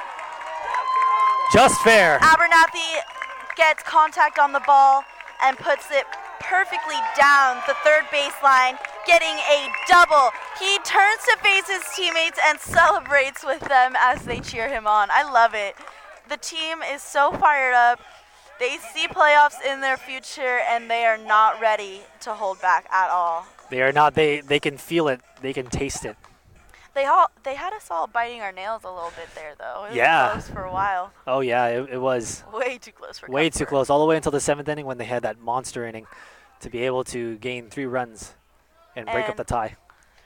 For the Gators, we have number 2, Zach Newman on deck. What a great bunt. Great bunt. And that moves over. Juarez did his job, advanced the runner to third, putting Zach Newman in the box to try and get our runner at third home. This is exciting for Newman because, you know, the last game that we announced, Zach, his family was in town for that weekend, and his family is back again for today's game. Such a big moment for him. He's a transfer from Marion Military Institute, and he had a great career there, came here, you know, completely removed himself away from his family and has done well here at State for the Gators. So exciting that he's in the game now and his family gets to see him play. It's amazing. And in Newman's first at bat today, he comes in with a 200 batting average, looks to boost that average a bit here with a base hit, even a home run, maybe for his first home run of the season. He has 4 RBIs for the season, so he's working to get that 5th one for sure. Good eye there by Zach Newman. Count is 1-1 with 1 out and a runner on third.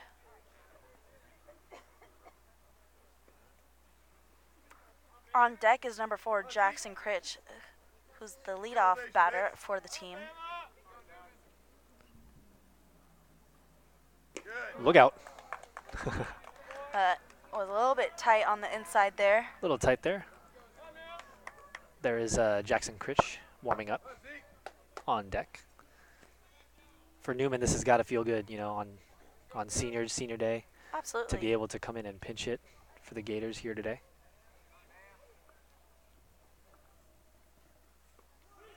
Ooh. Oh, and he drops it.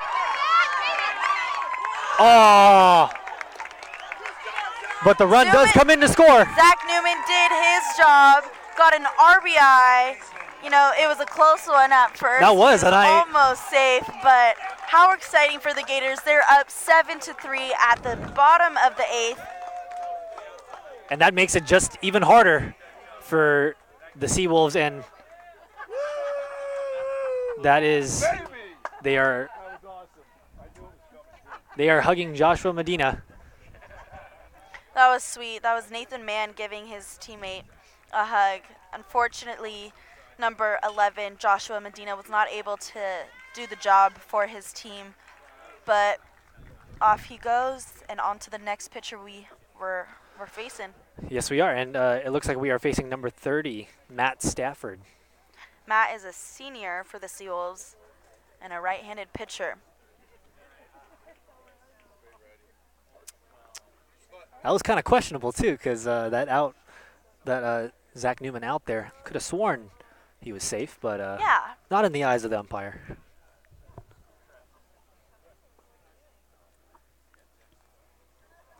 Your attention, please. Now pitching for the Seawolves, number 30, Matt Stafford. So Stafford is now warming up for the Seawolves. He has a 5.14 ERA, has pitched 7 innings for the Seawolves this season, has given up 15 hits, and struck out 3 batters.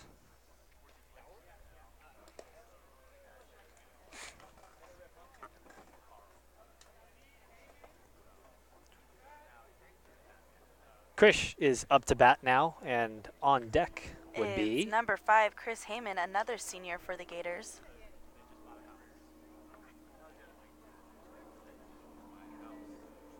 Interesting, only one batting glove. He's that warming is up. that is number 5, Chris Heyman, and it kind of reminds me of there are some MLB players, Allie, that do bat like that. They have one batting glove on and one off, and one of them reminds me of Hunter Pence. Hunter Pence does that too. Bats with one glove and one without a glove. Makes me wonder what the strategy is there. Yeah. But notice it's on his left hand, which is the hand that's at the base of the bat. Oh, So yes. that could be. Yeah, the that could be. factor. Yeah.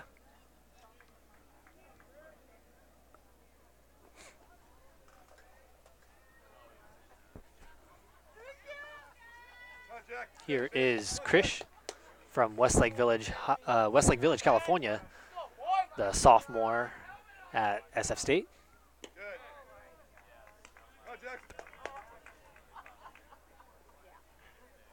Krish comes in with a 362 batting average. He is 1 for 2 today. Stafford has another He does. funky throw. Count is 2-0 with 2 outs. No runners on base. Critch gets a piece of it, but the ball is foul. Yeah, you're right, Allie. I was watching Stafford on that last pitch. He also has like a whiplash effect to it on his pitching style. Yeah.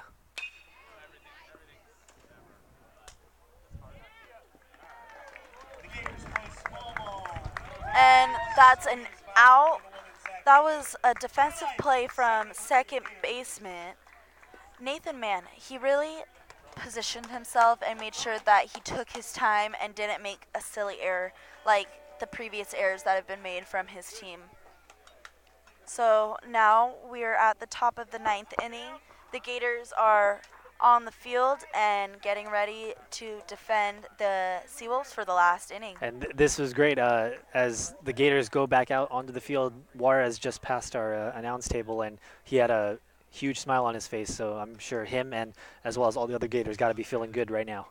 Definitely. And on the mound, we have number 15, Cameron Crone. He's All right. a junior for the Gators. and he is from Salinas, California. He's a transfer from Monterey Peninsula College. And something that's cool about Cameron Crone is his brother is also on the team. Yes, it Nick, is. you had the pleasure of interviewing both of these players. Could you tell us a little bit about Cameron and his experience and his time playing as a pitcher? Yeah, so Cameron he's the junior, and his brother Kyler Crone is a freshman. Cameron actually, yeah, he transferred from Monterey Peninsula College, and he got the opportunity to play with his brother. Kyler was asked if he wanted to play with his brother, and just to see the brothers reunite was amazing, and to be able to play with each other. They said they played against each other before, and it was funny when we interviewed them, asking who's more competitive.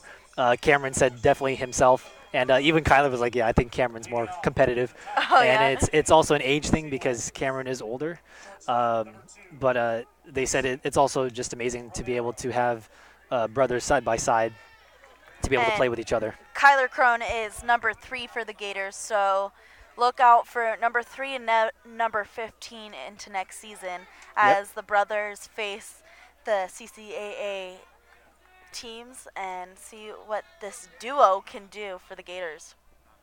It's going to be awesome, and this is my first time seeing Cameron Crone play here live. I've never seen him play before, so it'll be great to see and be able to call his performance here today. Ooh. In there for strike 1. Batting now is number 2, Rayson Romero. Ooh, great strike across the plate. Cameron is focused, and I think he's like 100% ready to get this job done, get this inning over. Crone showing a lot of focus here and concentration. Ooh. With a foul ball, the count is 1-2. And there's Kyler hustling to get that foul ball. That is Kyler Crone. Great hustle by Kyler there to retrieve the ball. On deck for the Seawolves is number 3, Alex Emmerich. He's a senior for the Seawolves, and he's a righty. For Crone, he comes in with a 6.08 ERA. Now a 6 ERA. It was just updated. He has lowered his ERA, has pitched 27 innings for the Gators this season. And that is And he gets that strikeout. Ooh. another see you later alligator there for Cameron Grab Crone. some pine meat. Grab some- Grayson Romero is definitely not happy about that as he heads back to the dugout. And the next for the Seawolves is number 3, Pitch hitting for the Seawolves. Number 3, Alex. pinch hitter Alex Emmerich.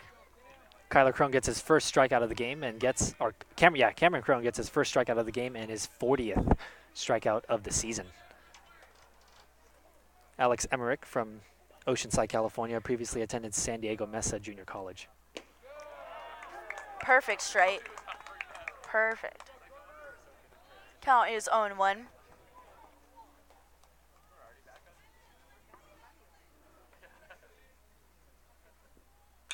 Ooh, great contact on the ball, but not enough to get himself on base. That was center fielder Jack Harris with that catch. But again, solid hit coming from number 3, Alex Emmerich for the Seawolves. Harris. Next at bat is number 23, Your attention, please. Pitch hitting for the Seawolves. Matthew Richards.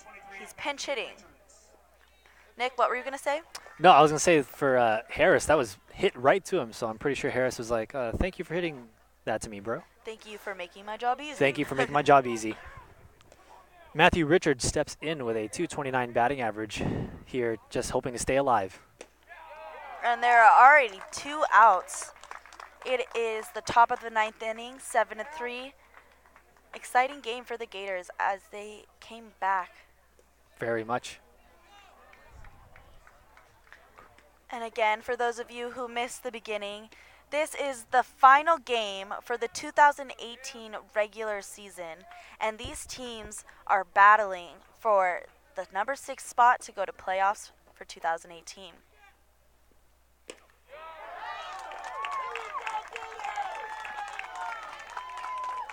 And Allie, it's now 1-2 from Cameron Crone to Matthew Richards. In addition to today being the last game of regular season, it is also senior day for the seniors at San Francisco State, and we are honoring those players by putting their numbers on the field as they leave everything they have at Maloney Field for one last time. Well, maybe. Hopefully they'll get to play. And that one is. And that's it for the And that's Gators. it. They're advancing to the playoffs. So exciting. What an amazing sight. Oh, they took off to the mound.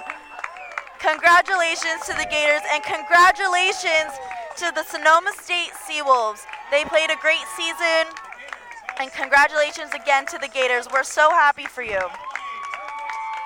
Congratulations to the San Francisco State Gators as they advance to the playoffs and will play in the CCAA Championship Tournament next Wednesday, May 9th. I have goosebumps. These boys are so fired up. What an unbelievable sight. Well, I'm looking forward to seeing how they do in playoffs. For everyone that tuned in and listened to us today, I just wanted to say thank you, and to everyone who worked on this production, thank you. My name is Allison Boland. With me today, this is Nicholas Durr, and it was such an amazing game to be able to play. That was Jack Harris there, the center fielder for the Gators, and just the sportsmanship going around here for the Gators and the Seawolves, as there is mutual respect for each team. And here are the last final pitches of the game to get a win for the Gators. Cameron Crone did his job and closed out the game.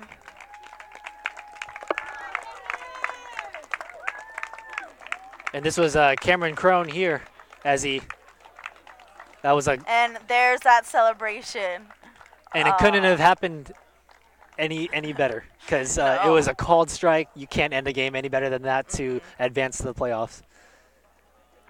Well, congratulations to San Francisco State Gators and head coach Tony Schifano. This is such an accomplishment, especially from how the team started out. So congratulations, boys, and good luck as you go on to playoffs next week. And congratulations to all 11 seniors from SF State that will be graduating this semester. And definitely. It's been an emotional, amazing ride, and we can't. It was an honor, Allie, to be able to call the game with you. I would have to agree with you, and getting to do it a second time was awesome. So thank you for your guidance and your help, Nick. It's been an honor. And that's all for today. Stay tuned for next season at Gators Baseball. Thank you and goodbye. This is Nicholas Durr. And I'm Allison Boland. Happy Cinco de Mayo, everyone. And happy Senior Day. And go Gators as they go into the playoffs.